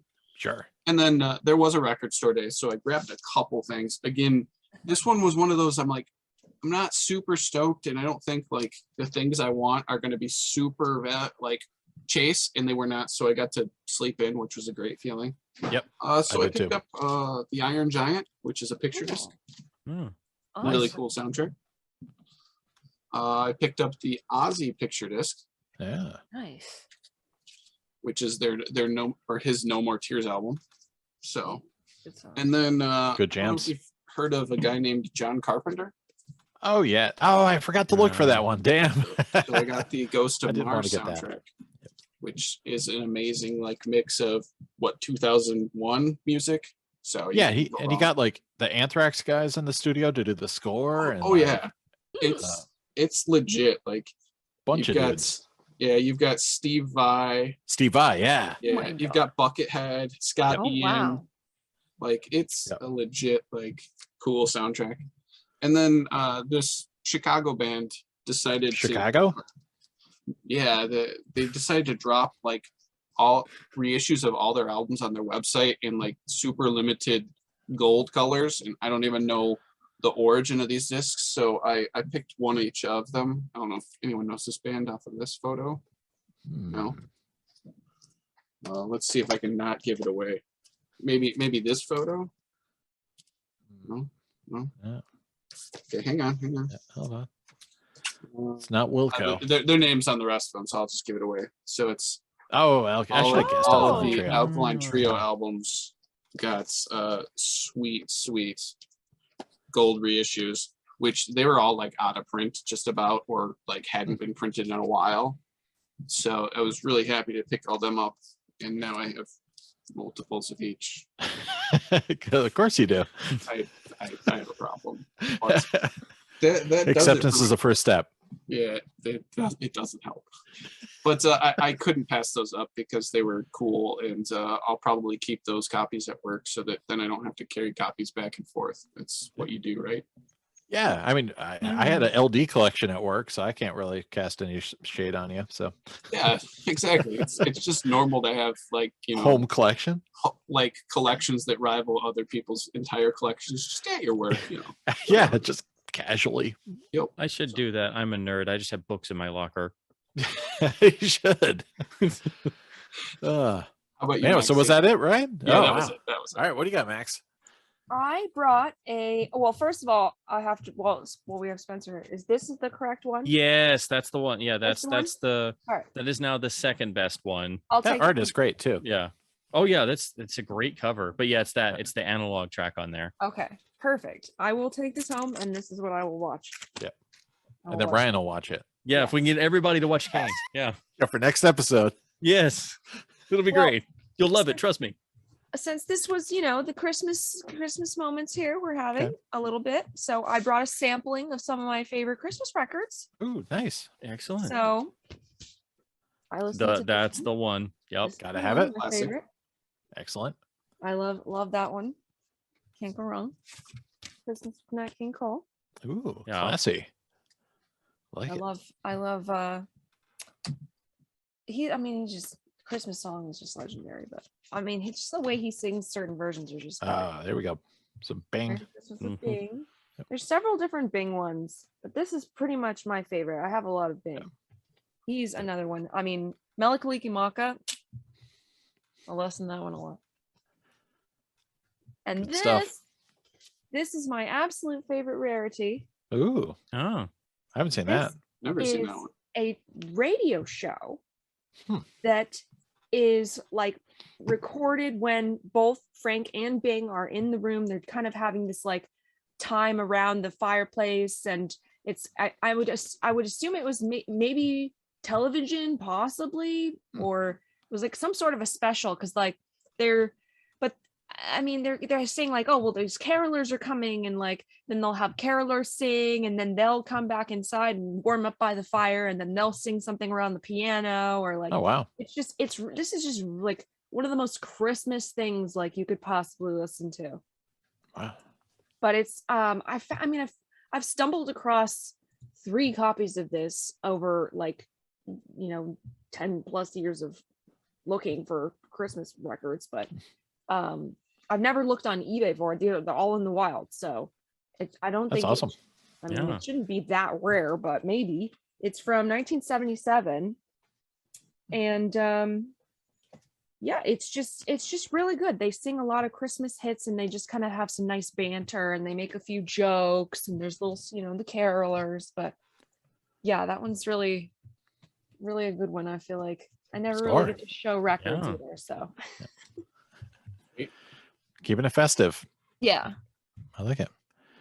All right, Spencer, what do you got? You got any Okay, so non-LD stuff? Yes, I whittled it down, but I have the usual problem of, oh, I need to get some Christmas gifts. Oh, some people are having some sales. Oh no, there's more sales, and then before you know it, it's all you stuff.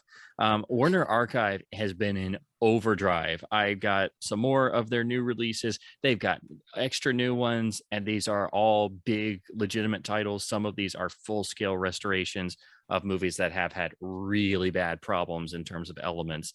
The aforementioned.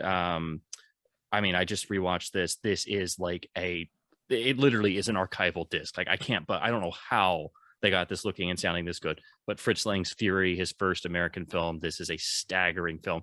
MGM made it, and it's scathing. It's one of the best Spencer Tracy performances. It's about an innocent man who is held for questioning, and then the town makes up its mind and tries to lynch him, and they burn the courthouse down with him in prison, screaming, and then his wife-to-be runs up and sees him supposedly die in front of her eyes, and then the whole town just goes away and acts like nothing happened. But of course, the great gag of the movie, and this isn't giving anything away because it's the whole point of the movie, but Tracy's character actually survives, and all his good intentions, and he was essentially the ultimate normal guy who always played it straight and did everything. He's now out entirely for revenge. Yeah, good for him. He's a complete different person. He has literally had a mental breakdown. So it's a great dual performance. It's Fritz Lang. After he ran from the Nazis and he was stuck at MGM for a year, couldn't get anything made. They said, "Oh, we got this 4-page thing about lynching, but we don't do that kind of thing here." So yeah, it's absolutely incredible. They knocked it out of the park. I don't know how, because this had really rough troubles. The next one, same thing. If you only see a handful of Westerns, this has got to be one of them. This is one of the best Westerns ever made. That's not hyperbole. It literally is. Like a hotel or Best Western. Yeah, It's I got my reward card. Yes. This is the third of the legendary Jimmy Stewart, Anthony Mann Westerns that I go gaga over. They did The Naked Spur. Oh my God, I don't know how they achieved it, because the old DVD was really soft. I've seen a print of this that was really soft.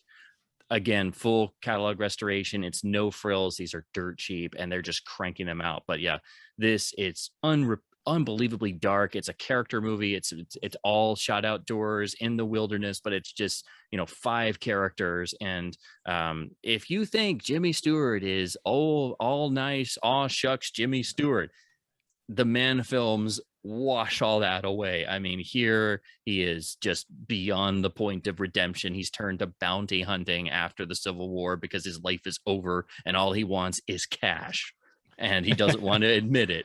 And he's got Robert Ryan, who is literally the devil personified, and it's just they're all hiding out in the mountains.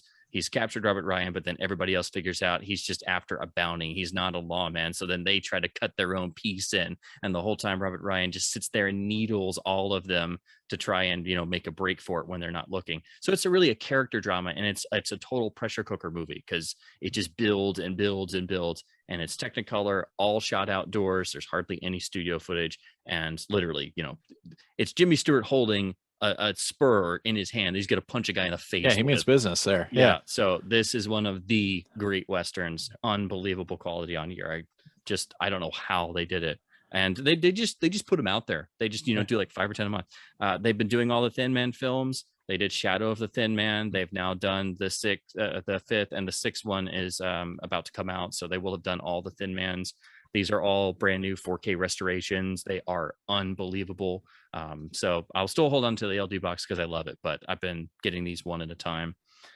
They've been doing more Errol Flynn titles. They did Private Lives of Elizabeth and Essex. This one had really bad Technicolor registration problems. So the DVD, all the colors were fringed because the elements weren't matched. And so they had to do their super expensive digital registration process. So this thing is gorgeous.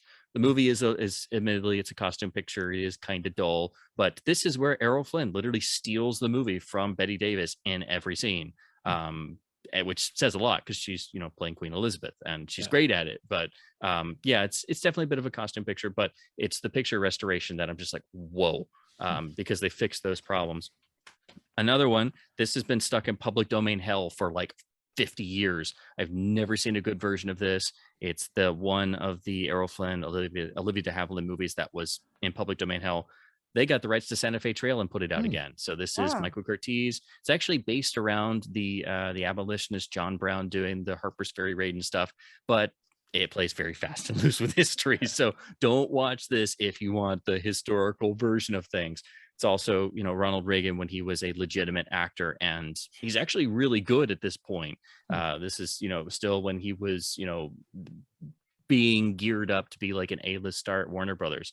And so he found his way into a couple Errol Flynn films, and he's quite dashing and very good. Not the Reagan you think of, not the Reagan he would become in the 50s. So this was unbelievable. And then I saved this for last. I still haven't caught up with all of them because I've done so many, but the best movie of our Lord and Savior, The Treat Williams, was released by Warner Archive. This was another mic drop surprise announcement. I could retire my DVD. There is no good LaserDisc of this. This is another of Sidney Lumet's masterpieces. This is probably the best realistic cop movie there has ever been.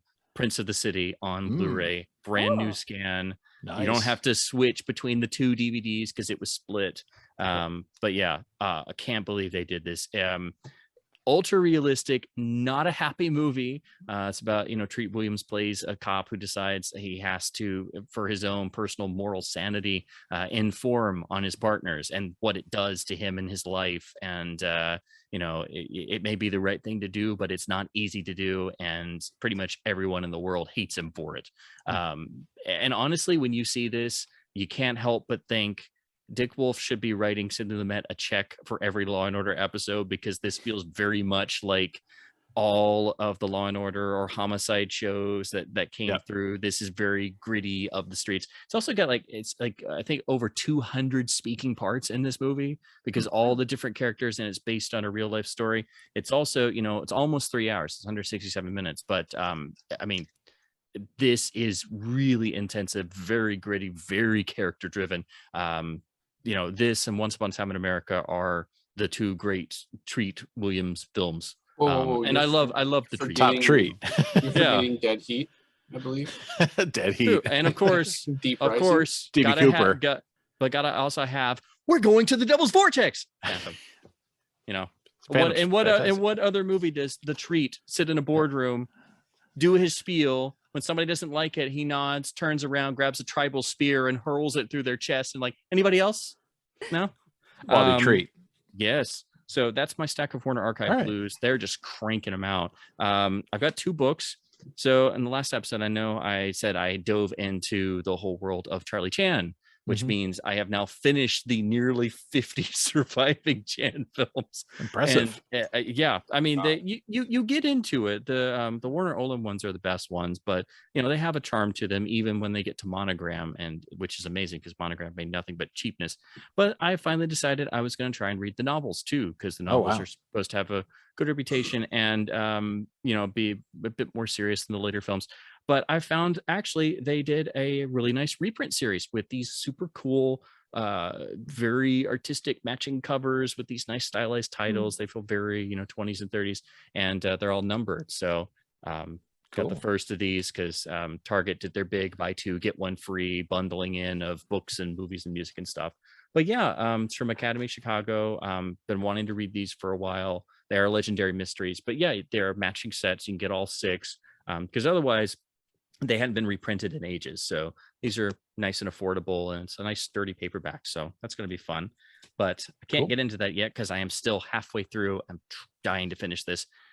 My favorite biographer, Joseph McBride, decided to tackle one of the absolute great legendary Titan artists.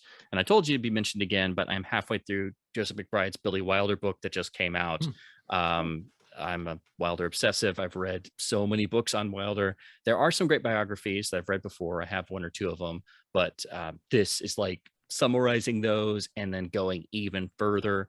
McBride wrote, the book on Frank Capra, Catastrophe of Success, that also got into his self-mythologizing, which is great. I think his John Ford book, Searching for John Ford, is the best John Ford book. This is amazing. He also wrote a book on Lubitsch not too long ago, who was Billy Wilder's idol and his inspiration. So that was fantastic. So then getting this is like the follow-up almost, but absolutely, this is the book of the year. Incredible. I just, as soon as it got announced, I was like, so as soon as this got here, I've just been flying through it. So I'm halfway through it, because it's actually, quite easy to hold, but it's almost 700 pages. So it is deceptive. Wow. So you get your more than your money's worth. He's also done, commentaries on Wilder films. So I guess that kind of let the cat out of the bag. He was going to do a book, but book of the year, no question. Even if you're not into film books, he's such a great biographer that they're very enjoyable to read, and they go along at a good clip and they involve you. So he'll like be talking about Wilder in Germany, and when he was gonna when he had to literally run from the Nazis, and most of his family did die in the camps, so he was like one of the few who got out. But like he'll be talking about his early days, but then he'll already be tying in references to like, oh, well, this is like in The Emperor Waltz when Bing Crosby does this, so it's not just having to wait for the good stuff at the end. It's already tied in. So it keeps it participatory, and it's not like you're having to slog through 400, 500, 600 pages. So unbelievably good. I'm so excited this is here, and I can't wait to finish it. So those are the books. And then I have 2 records really quick. All right. Don't worry, Ryan. We bought that for you for Christmas. So thank it's coming you. your way. I was worried that reading's a lot of work. Vinny got it for you. So yeah. Sweet. Excellent. Get the word discount. Yeah, exactly. So I'm going to do some import flexes. These were, I always glance for a couple particular UK pressings on eBay, and every once in a while, there's 1 or 2 that turn up, and I manage to win the auction for cheap, and I have to hope that the grading is accurate. This first one, I have a UK version. I didn't realize until I got it that there's actually 2 pressings. And the second one, I don't know if it's a later cut, but it doesn't have the exact punch of the very first one. And the only way you tell them apart is the sunburst label. The second one has the little, the LC catalog number on the side. I don't know if it's French. I never know what that's called, but it's the little LC and then has another catalog number. So then I was like, oh crap, I got to find another one, and I got to do this label hunting. Lo and behold, one finally popped up. Can't believe I got this for so cheap, but I finally got a true first pressing of the original Clash album. And of course, this is the UK original with the UK track listing. This is the album, I think, that was, of all the albums that got redone for the US market, I think this is the worst offender, because the UK one just slays the US one. They cut out so many essential tracks, but as you can see, it has the Sunburst label. I'll take this out so you can see what I mean. It's perfectly graded, and I couldn't believe it that I got it for this cheap, because usually this will still go for a bit. Now, this is also, even if you have the second one, if you want Clash, UK originals are the way to go. But this guy right here, you can see it does not have that little LC second catalog number in the corner. So this is the true first pressing. It does sound better than that other one that I've got, which was super clean. It was like had the gem import sticker still on it. This one's a little bit noisier, but it's just, I couldn't believe I finally got the true first cutting, first lacquer and everything. And yeah, again, Clash, every album, you got to get a British original. Most of the US ones are pretty close or good. Clash City Rockers does make a sweet track one, I gotta say. Yeah. Like I like some of the track listing and stuff, like the way it opens and stuff, but this is ingrained in my head. If it doesn't start with Janie Jones, if it doesn't have Prodex Blue and 48 Hours and Garage and everything, this is the one. So yeah, I couldn't believe I finally got the first cutting.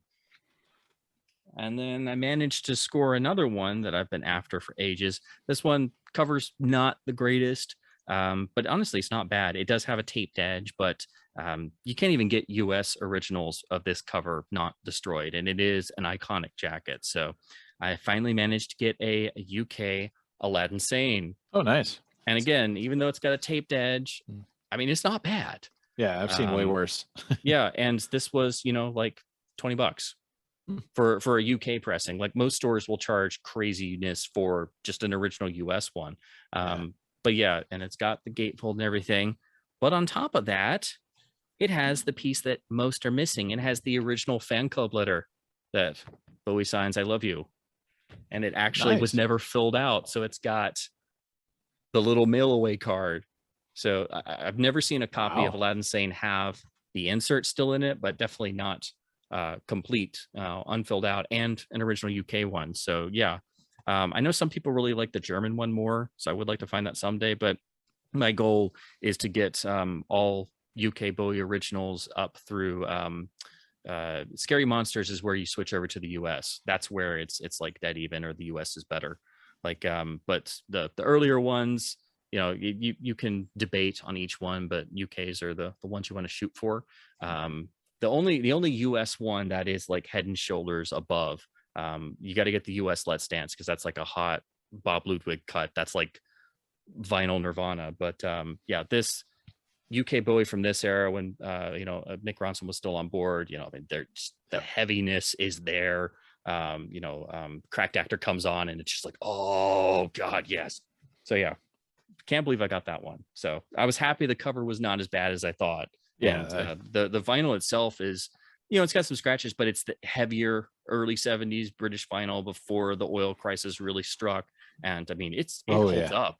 So like I can put that on and it just, even though it's got scratches and scuffs, that compared to a modern 180 gram colored vinyl that was not pressed well, it's like, yeah, no, this is a joke.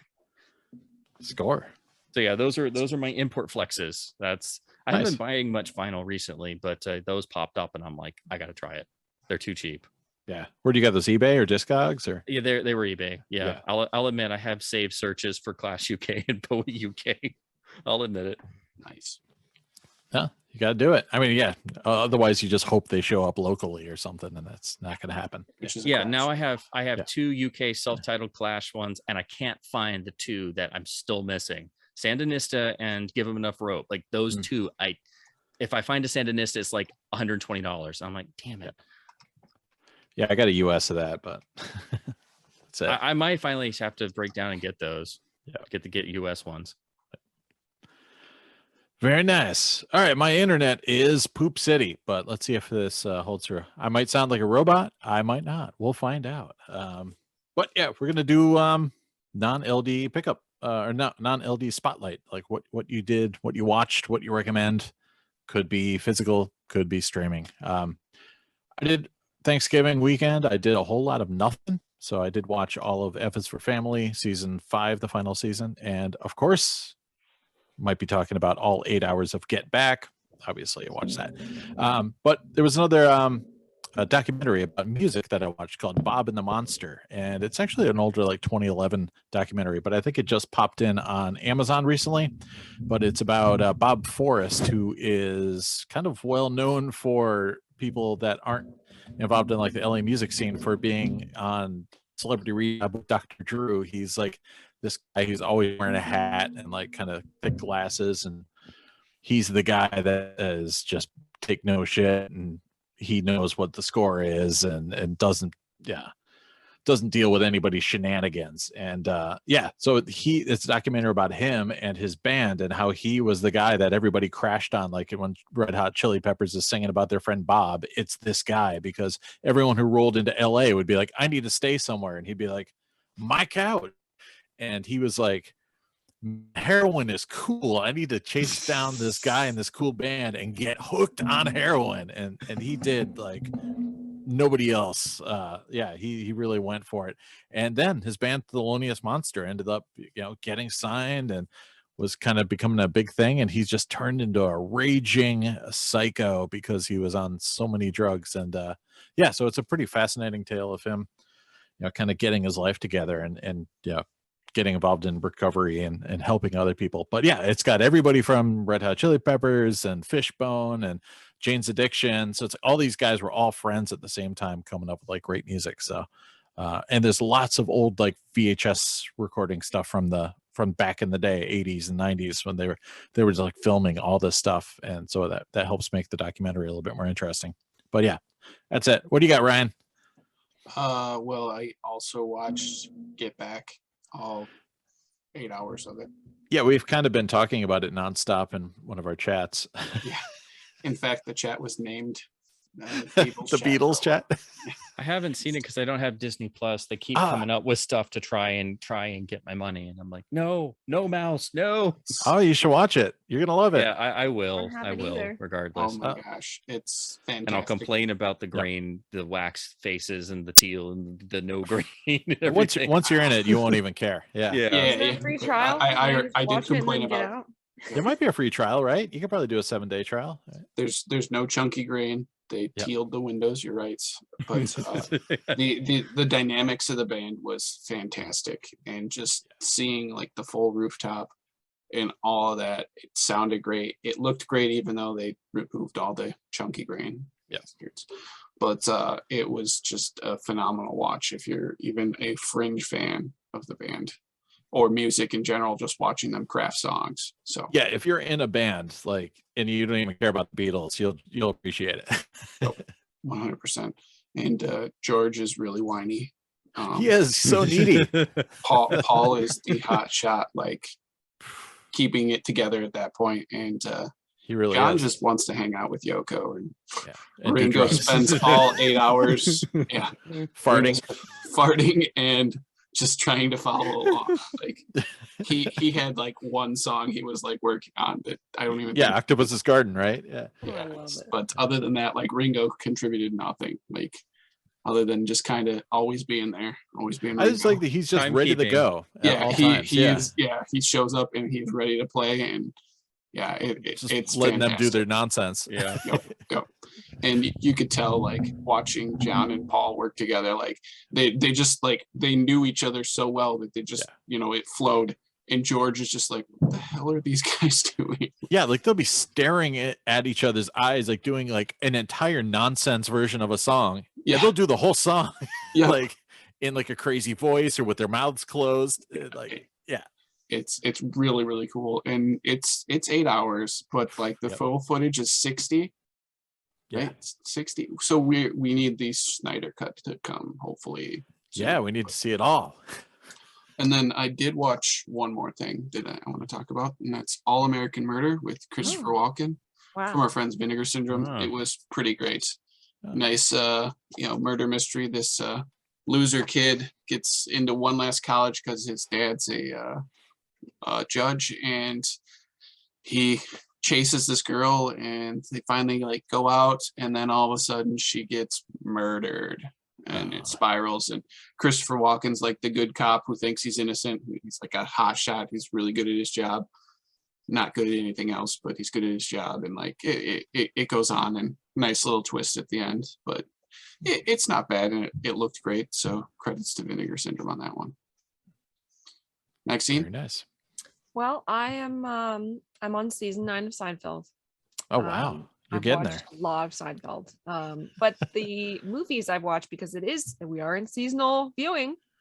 So I watched 8-Bit Christmas.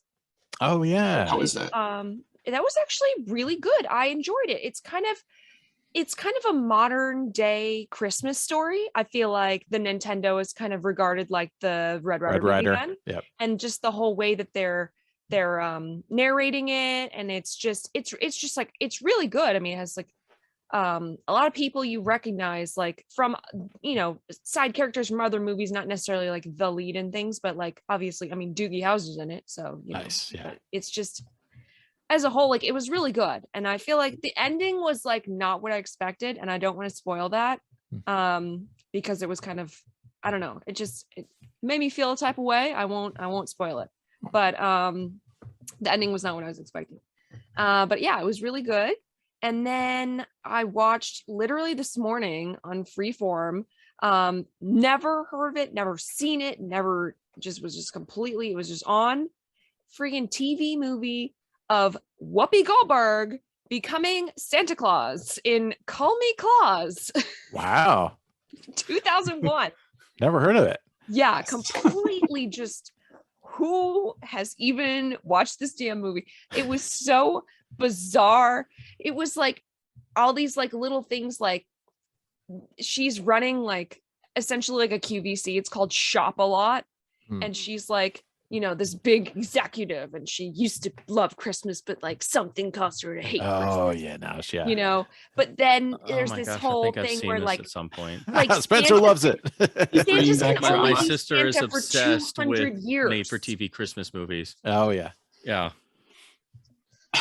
I Man. think I've seen this at some point. This sounds Really? familiar. Oh yeah. my gosh. This I've is- seen it's I've really- been it's stuck good. seeing at least chunks or most of so many, they all blend together. Yeah. But that This this was seems to ring a pretty- bell. This was pretty memorable, I thought. I mean, like Alright. basically like this particular Santa, he's goes and like is a mall Santa or like a Santa in places, and he puts his hat on different kids like for the photo op. But Okay. really what he's looking for is for the hat to glow with the true spirit of Christmas, so that he knows, because Santa can only be Santa for 200 years. Just gotta and then pass they it have to on. find a new one. Oh, And yeah, so totally. the hat glowed when it went on Whoopi's head. Yep. So she's Santa, It's like the Dalai Lama. She's the new one. All right. the new Santa. It was enjoyable. It was enjoyable. Alright. I liked it. Well, excellent. All right, Spencer, did you watch anything that's non-LD related you want to recommend? Yeah, I got three real fast. I'll go over. In terms of television, a couple years ago, I finally took the plunge. Being a lifelong Star Wars nerd, I finally went into Trek pretty hard. I started at the beginning, went through the original series, the features, did all next gen, but I spread it out over time so I don't just binge a whole lot. And I just finished season 3 of DS9, so I'm Oh, in wow, okay. that era now, and I'm having the whole total where's this been all my life type thing. Sure. 'Cause Yep. DS9 is like the perfect blending of the more two-fisted adventure-y original series and the more philosophical, we're Cerebral, striving for yeah, a better yep. future TNG, but with enough of that real world sort of, this is how it is in real world applications, Mhm. because we're stuck here in the middle of nowhere. And I'm like, okay, this I see why they did this spinoff. Like, it makes perfect sense. So did that. Got to revisit one of the all-time classic science fiction films and one of the great nightmare fuel. You see this as a kid, you get terrified, you never forget specific sequences, and then you see it as an adult and you realize, oh my god, there's so much more that's horrifying as an adult, because there's all these themes about failure of the household, failure to provide, and just so many different things. Revisited The Incredible Shrinking Man, which Oh. Nice. is so horrifying in so many different ways, because you see this man's life fall apart over time. And Richard Matheson's novel is just as good in different ways. But yeah, it's one of those films, you see it as a kid. I almost had this in the family friendly pet episode, because the bit with the pet cat when he's having to live inside a dollhouse and Yep. the cat accidentally gets back in when the wife goes out. Cat's not having it. Yep. And he just opens the door, and the horror of that, the implications of it. But then, of course, it turns into a survival film in the second half when he gets knocked into the cellar. Everyone else in the world thinks he's dead. And then he meets his mortal enemy, the spider, that keeps coming out. And of course, the whole time he's growing smaller and smaller. And he knows eventually he'll just not exist at all. And then it builds to the spider fight at the very end. Do not watch this if you have arachnophobia at all. Just don't. But yeah, and then the ending is unbelievably emotional and transcendental and unexpected out of nowhere. Totally like not what you expect for this film to end. Criterion did this beautiful release in terms of brand new extras packaged out the wazoo in terms of extras. Unfortunately, it looks like there was some grain management, so it doesn't have the wax faces, but this film was It's very all over soft again. because it had so many optical effects. And the best part is when they would build the oversized props and sets, and they did a lot of split screen photography. So he's already down to like 3 feet, and he'll be on one side of the room, and his wife comes in and she's still normal size, and they had to do all this stuff. So it was a lot of work went into this, and sometimes you can tell obviously it's an effect shot, but that kind of adds to the sort of surreal quality, and it's beautiful black and white. But yeah, that's unfortunate that there's some great management. And of course, if you have the LaserDisc, I do think the mono is a little bit better on here, but this is opened up This And is it's encore, man. yeah. And actually, this still there's a jump cut in the spider scene that was on this, and all the other releases that was finally fixed for this. Oh. So it was really cool to see this without the jump cut, because it's right there. There's a really gory part in the spider scene because all he has is like a tiny pin, Yeah. and he that he's manages trying to fight with, stab yeah. it, and then the spider blood just starts dripping down. 1957, folks. I saw this as a kid. Never forgot it. Scared the absolute crap out of me. And then when I saw Honey, I Shrunk the Kids, I'm like, that's not funny. I was like, this is legitimate horror stuff. But yeah, you see it as an adult, and you see his whole life just literally disappear, and it's never explained. He just gets he literally, there's a radioactive mist. They're out on the boat, and it just washes over him. And then a couple months later, he starts noticing his clothes Shrinky don't fit time. anymore, and it just builds and builds and builds, Wow. and total nightmare fuel. So there's that one. And then really quickly, on the flip side, this restoration is astounding. This is one of the best Blu-rays of the year. This is a movie that was almost lost. There's only one 16 millimeter copy in existence, and everything's mastered off of that. Universal did a 4K restoration of the 1923 Hunchback of Notre Dame with Lon nice. Chaney's unbelievable performance as Quasimodo. I don't know how. I don't know what sorcery they did. This thing looks amazing. It's from the same 16 millimeter source we've always seen. The tinting on this release is fantastic. Because silent films were at different frame rate. Sometimes on Blu-ray they screw them up. This is Kino. They've screwed up stuff before, but Universal did this. Yes, I know. So I was really like, oh no. But Universal did this one. They put some money into it. It's a 4K restoration. Stunning. There's a new score on this. It's really good. So if you're only familiar with like the Disney version or one of the others, the 1939 RKO one with Charles Lawton is like the best overall because it's not silent, and this one does change some things, but you watch this for Chaney's performance and the big lavish budget and the amazing recreation of Notre Dame. But yeah, the score is really good. It is stunning. You watch this and you just fall into it. So this is one of those silent films you can show people who don't watch silent films, and it's also really cheap. This was in their sale, so this was like under $15. The last Blu-ray that Flickr Alley put out was like $45, and this one blows it out of the water. It's got a pretty good commentary, has some cool extras. It's actually got home movies of Chaney just like at his summer house with his family, and Just it's hanging like, out. yeah, exactly, just like doing normal stuff. But if you've never seen this, it is, seeing Chaney doing his stuff, Hunchback and then Phantom of the Opera, which Phantom has nothing but screwed up releases. Like the Kino Blu-ray is a mess, but seeing this, getting it this way, one of the best discs of the year. I can't believe it's this good, because again, it's only one 16 millimeter copy. That's it. That's all that exists. I think they maybe found like fragments of another one, and the only reason we have these is it was literally a home video rental Universal made. They made 16 millimeter, they called it show at home prints. Oh yeah. And the only reason we have Hunchback of Notre Dame and the original 1925 version of Phantom of the Opera, because they reshot sound portions later, which is why when you see the cleaned up ones of Phantom, it's a mess because it's two different movies shoved together. But the only reason why we have these two films is because somebody's rental copy survived. Got scanned. Yeah. Wow. Yeah, because there were vault fires and the Universal junked all the silent film negatives. Just because, they don't have sound, junk them. Literally.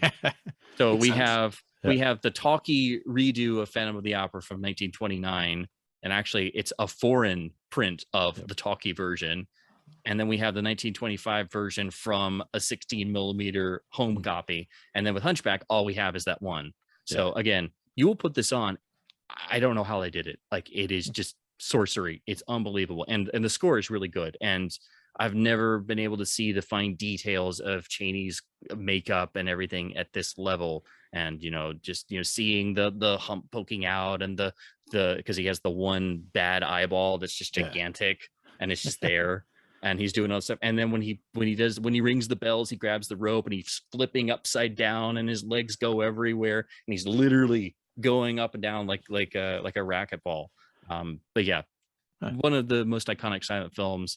This is super cheap and of astonishing quality. So even if you don't like silence, give this a try. It's about 2 hours, but you know, you really get Speaking into directly it. to me. It Yeah. has its own pace, and you really can get into it. So it's this one and the RKO 1939 one. Those are Yeah. the two great Hunchback films. Yeah, I So, just have the LD that I think Landmark put out or whatever, so it's not like yeah, and those are cool. You know, Yeah. you get It's different just fun to have. scores Yeah. and things. yeah, Yeah, but yeah, this is like the definitive one to this Nice. point.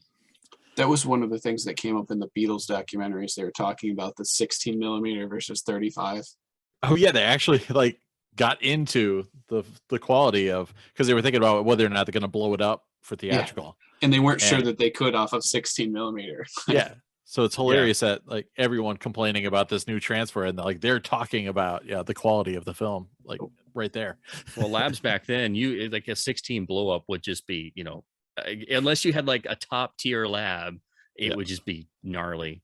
It'd be like back when they were shooting mini DV films and they started converting them to 35 millimeter, like all the Dogma 95 stuff. Yeah. Or that's why Lock, Stock, and Two Smoking Barrels always looked so grungy, because that was like Super 16. Yeah, and it's they pretty blew gnarly. it up, Yeah. and it wasn't very good, so that's why it looks so crummy. Yeah, El Mariachi 16 and so but yeah, you get what you get. Yeah. But yeah, definitely check out Get Back if you have access to. They're gonna have to put it out on Blu-ray at some point, I'm thinking. I would assume, maybe like I mean, a super box set or something. How would you not? I mean, Peter Jackson keeps saying that he doesn't have much control of it because it's all like kind of like Apple Core's call. Oh yeah. So everyone's like, come on, you're gonna release the super director's cut, right? And he's like, well, yeah, I mean, that'd be cool, but yeah. There'll be a not my limited call. box at some point. It'll cost Yeah. $2,000, you know, because it's Beatles. They'll do something. Yeah, if they did the anthology LaserDisc box, they're gonna have to do the Get Back like, Blu-ray Ringo will box. fart on each copy or something. Yeah. So- They'll press the yeah. audio on vinyl. They'll make a vinyl box set, you know. Oh yeah. Yeah, there was like vinyl bootlegs, I think, of the old like Nagra reels and stuff like that were, but I mean, he did great like AI audio work on that, because like they were like fighting with the guys that they hired to make the documentary. Like they were like, you can't record us having conversations. We're just gonna play guitar while we're talking, so you like it'll mess up your audio. And yeah, Peter Jackson was able to use AI to kind of take out the vocals, and you actually hear what the hell they're saying. So it's impressive. Yeah, you'll think you're in the band by the time you're done with it. You're like, oh, I'm a Beatle. And then you realize you're not. And all you can do is, if you still have a copy, you fire up Beatles Rock Band. Yeah, I have it. Yeah. I don't still have some- I the still have instruments. gear. We got to jam Although out sometime. Yeah, the Rickenbacker kind of it was the Hopner bass. The It kind Hopner, of sucked yeah. because it's so thick that it mashes into your wrist after like Oof. 5 minutes, and it's just plastic, and you're like, this was a mistake. But Yeah. the drums are great. But I'm in the Beatles, man. Yeah. And then when you screw up, it's like I'm a drunk Beatle. Crap. I'm Ringo. and we did shout out to Billy Preston too. He just Yes. like Oh yeah. he ruled. Of course. In there.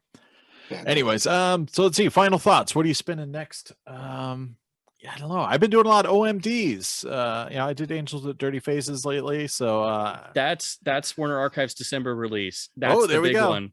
There we go. Because there were rights issues, so they've done a whole thing, and I'm like, it's on its way to me, because I like I said, they're just going along like crazy. and I just love that there was a Connecticut reference like that in the beginning. Like one of the kind of things they're doing is running around the rail yards, and I think it's like a Hartford, Connecticut pen company that they're trying to jump onto the train and steal some gear. And so I'm like, yeah, go Hartford, corrupting people forever. So I don't know. I'm probably gonna dip into the OMDs. I've got a whole like right at the end of this couch. That whole Kallax is all OMDs, baby. So I don't know what I'm gonna. Spencer's Become choice. old. Yeah. Yes. So I'm just gonna pull something out of that and spin it up. But I don't know. What are you gonna watch next, Ryan? Well, one of the things I'm going to watch is I'm going to watch The Matrix. Yeah, but It's like the new one. so I can go see the new one. Yeah. I finally You're gonna did see rewatch Matrix 3, right? Yeah, you're gonna No, watch all. no, all I of gotta them? see the whole trilogy. I believe You I gonna watch only the need to see the Animatrix? first one, and then Yeah, like there's no the, sequels. It's the just new first movie one. takes off after that or And something. you gotta play the video game. Enter the Matrix. Enter the Matrix if you Yes. can get it to get past glitches, and then you're gonna play Yeah. Path of Neo and fight the Mr. Smith garbage monster at the end. Yeah, you gotta watch the anime. Yep. But I did see my first movie in a theater in 2 years. Oh, what do you say? because of Oh. COVID. I saw Ghostbusters Afterlife. Oh, what do you It think? was a nice. It was good. I enjoyed it.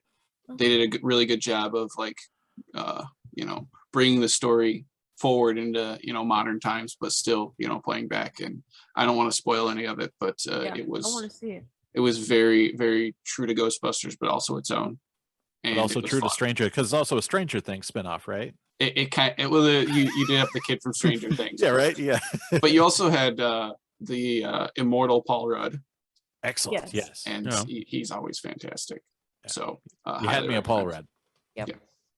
But I'm definitely gonna watch this very, very soon. Because Dude, yes. yeah, I mean, why wouldn't I? Yeah, if I lived closer, I'd come over and we'd have a New York Ninja night. Yeah, totally. But sadly, I don't. But bring it with you when you go cross country. Yeah. Might. All right, cool. Max. Right. What are you watching? I'm on the Christmas tip. I've got to watch more and more and more Christmas. What's on? This- You have this was something my on tap next, or just whatever? Man, I like, there's certain ones. I mean, obviously Santa's Slate. The ones I watch every year. I watch Christmas Evil every year. Mhm. I watch Black Christmas. I watch A Christmas Story, obviously. Yep. And I've already watched. I normally watch Home Alone, but I already watched Home Alone 3, Mm. which I actually really liked it. I mean, it stands alone. I mean, it's Yep. you don't have to like feel like it's not good because it doesn't have Nicole. It's good. Like you still Yeah. get the satisfaction of him, but it's like I don't know. I had a little feeling on it. It was like he was like given. So this lady, she's at the airport. She takes the wrong package, and they've like hidden this like super secret microchip inside of a remote controlled car. And this lady takes the wrong course. package that these bad guys are putting through baggage claim, which is ridiculous. But basically she goes back and like he's shoveling snow for this older lady, and like she's like, I didn't get my bread from San Francisco, so take this thing. I don't want it, and then so he's got like something that doesn't belong to him, and then they're just trying to go after him because he has something that doesn't technically belong to him. He's got the secret microfilm. Yeah, that whole But shit. then it's all like Yeah. Boy Who Cried Wolf, and like it's good. It's good though. It was a solid movie. Yeah. There's Are you the gonna watch new it? one. This is a new one, right? Yeah. Didn't they Home just Disney drop a new Channel. one? Yep. I don't know about that. It's on Disney on- Plus. Oh, that's the other reason. Yeah. It's just Okay. I only have I have access to HBO Max. Yep. I've got the access to Prime. Yep. And like I have YouTube TV. That's about it. I have You gotta Netflix. get broke, getting them all. Be like Yeah. Vinny. Well, no, they're not all my accounts. Yeah. You guys share like. Share the Can- wealth. Cancel all the rest. yeah. Just like cancel every month, like Yeah. different Just keep shifting. All right. binge Yeah. and purge. Well, that's cool. But Have the fun one- with your Christmassy stuff. Yeah, the one I'm definitely for sure gonna watch is Year Without Santa Claus because I watched that. Okay. Gotta watch that. All right. Good deal. What's on top, Spencer? My problem is I think of like 50 different things to like start. I like watching filmographies or genres. I every year I go crazy in October, and then I run out of time, and I run into November, and I'm still like marathoning Catching classic up, horror yeah. films. And then Noirvember is a thing now, and I'm like, oh, I should watch noirs. And then with all these sales, I got all these discs in. Like I got a ton of stuff from Indicator that finally arrived. So got to go through these awesome box sets. Warner Archive is going overdrive. Like if I could get a subscription plan to Warner I Archive, was gonna say they would. should totally do I that. know, because they got rid of their sales, because I would wait every year for the 4 for $44 because they would all be $11 and usually had coupons too. But Amazon will randomly drop a few to like $9 or $11, and if you can get it, then it's like, oh crap.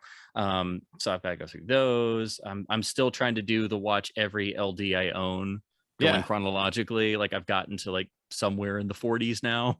Okay. Of all the non-box set titles, I'm like trying to go through. But of course, So you're it's almost done then. holiday. Yeah, you're almost done. I haven't even gotten to the 50s yet. Are you kidding? I think 50s is my biggest. No, probably 60s because more titles are around. But yeah, and then of course it's almost holiday time, and I do all the Capra films and Chopper on the Corner and some of the others. But I don't know. I'm kind of feeling gangster time. Like I'm kind of feeling like it's time to do the whole Warner dive, and of course I always have these guys here. So and then of course I thought you were gonna watch all Walter Hill gangster movies. Yeah. You should watch every Walter Hill movie. Yeah, I mean that's I already actually- did some of them, like Geronimo, and I watched Wild Bill, and I think I'm the only person in the last 20 years who watched that. You are Great I like transfer though, except for the stupid. Oh yeah, we're gonna have flashbacks. Let's make them cool. Yeah, we'll shoot them on black and white VHS tape. Yeah, that's great. Just cut them into the feature. Good It's idea. great. Unify 'em. We still got Jeff Bridges. You can't really tell it's him, but yeah, whatever. Yeah, that was a bad idea. Anyway, so yeah, I think I might dive into the Warner Gangsters well again, and Cool.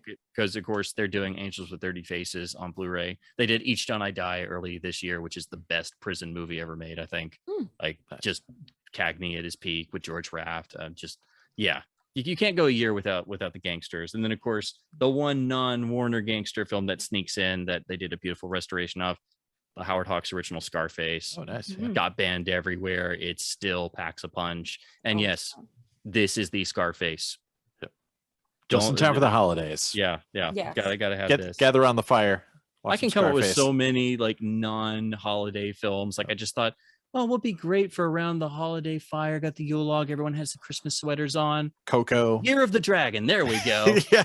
Perfect holiday movie. Everybody will love it. Mickey What was that Rourke is just- great. John Lone is great. It's Michael Cimino. Perfect for the It was holidays. just- The oh, family Bill will Burr love was it. talking about that on a podcast I was listening to today. He's like, you got to see Year of the Dragon, but he was like, yeah, but it's kind of not politically correct now, and it's very whitewashed. But yeah, still Year of the But, you know, Dragon. it's based on real events. Yeah. Mickey Rourke plays a literal son of a bitch, but it's like very French Connection in that way.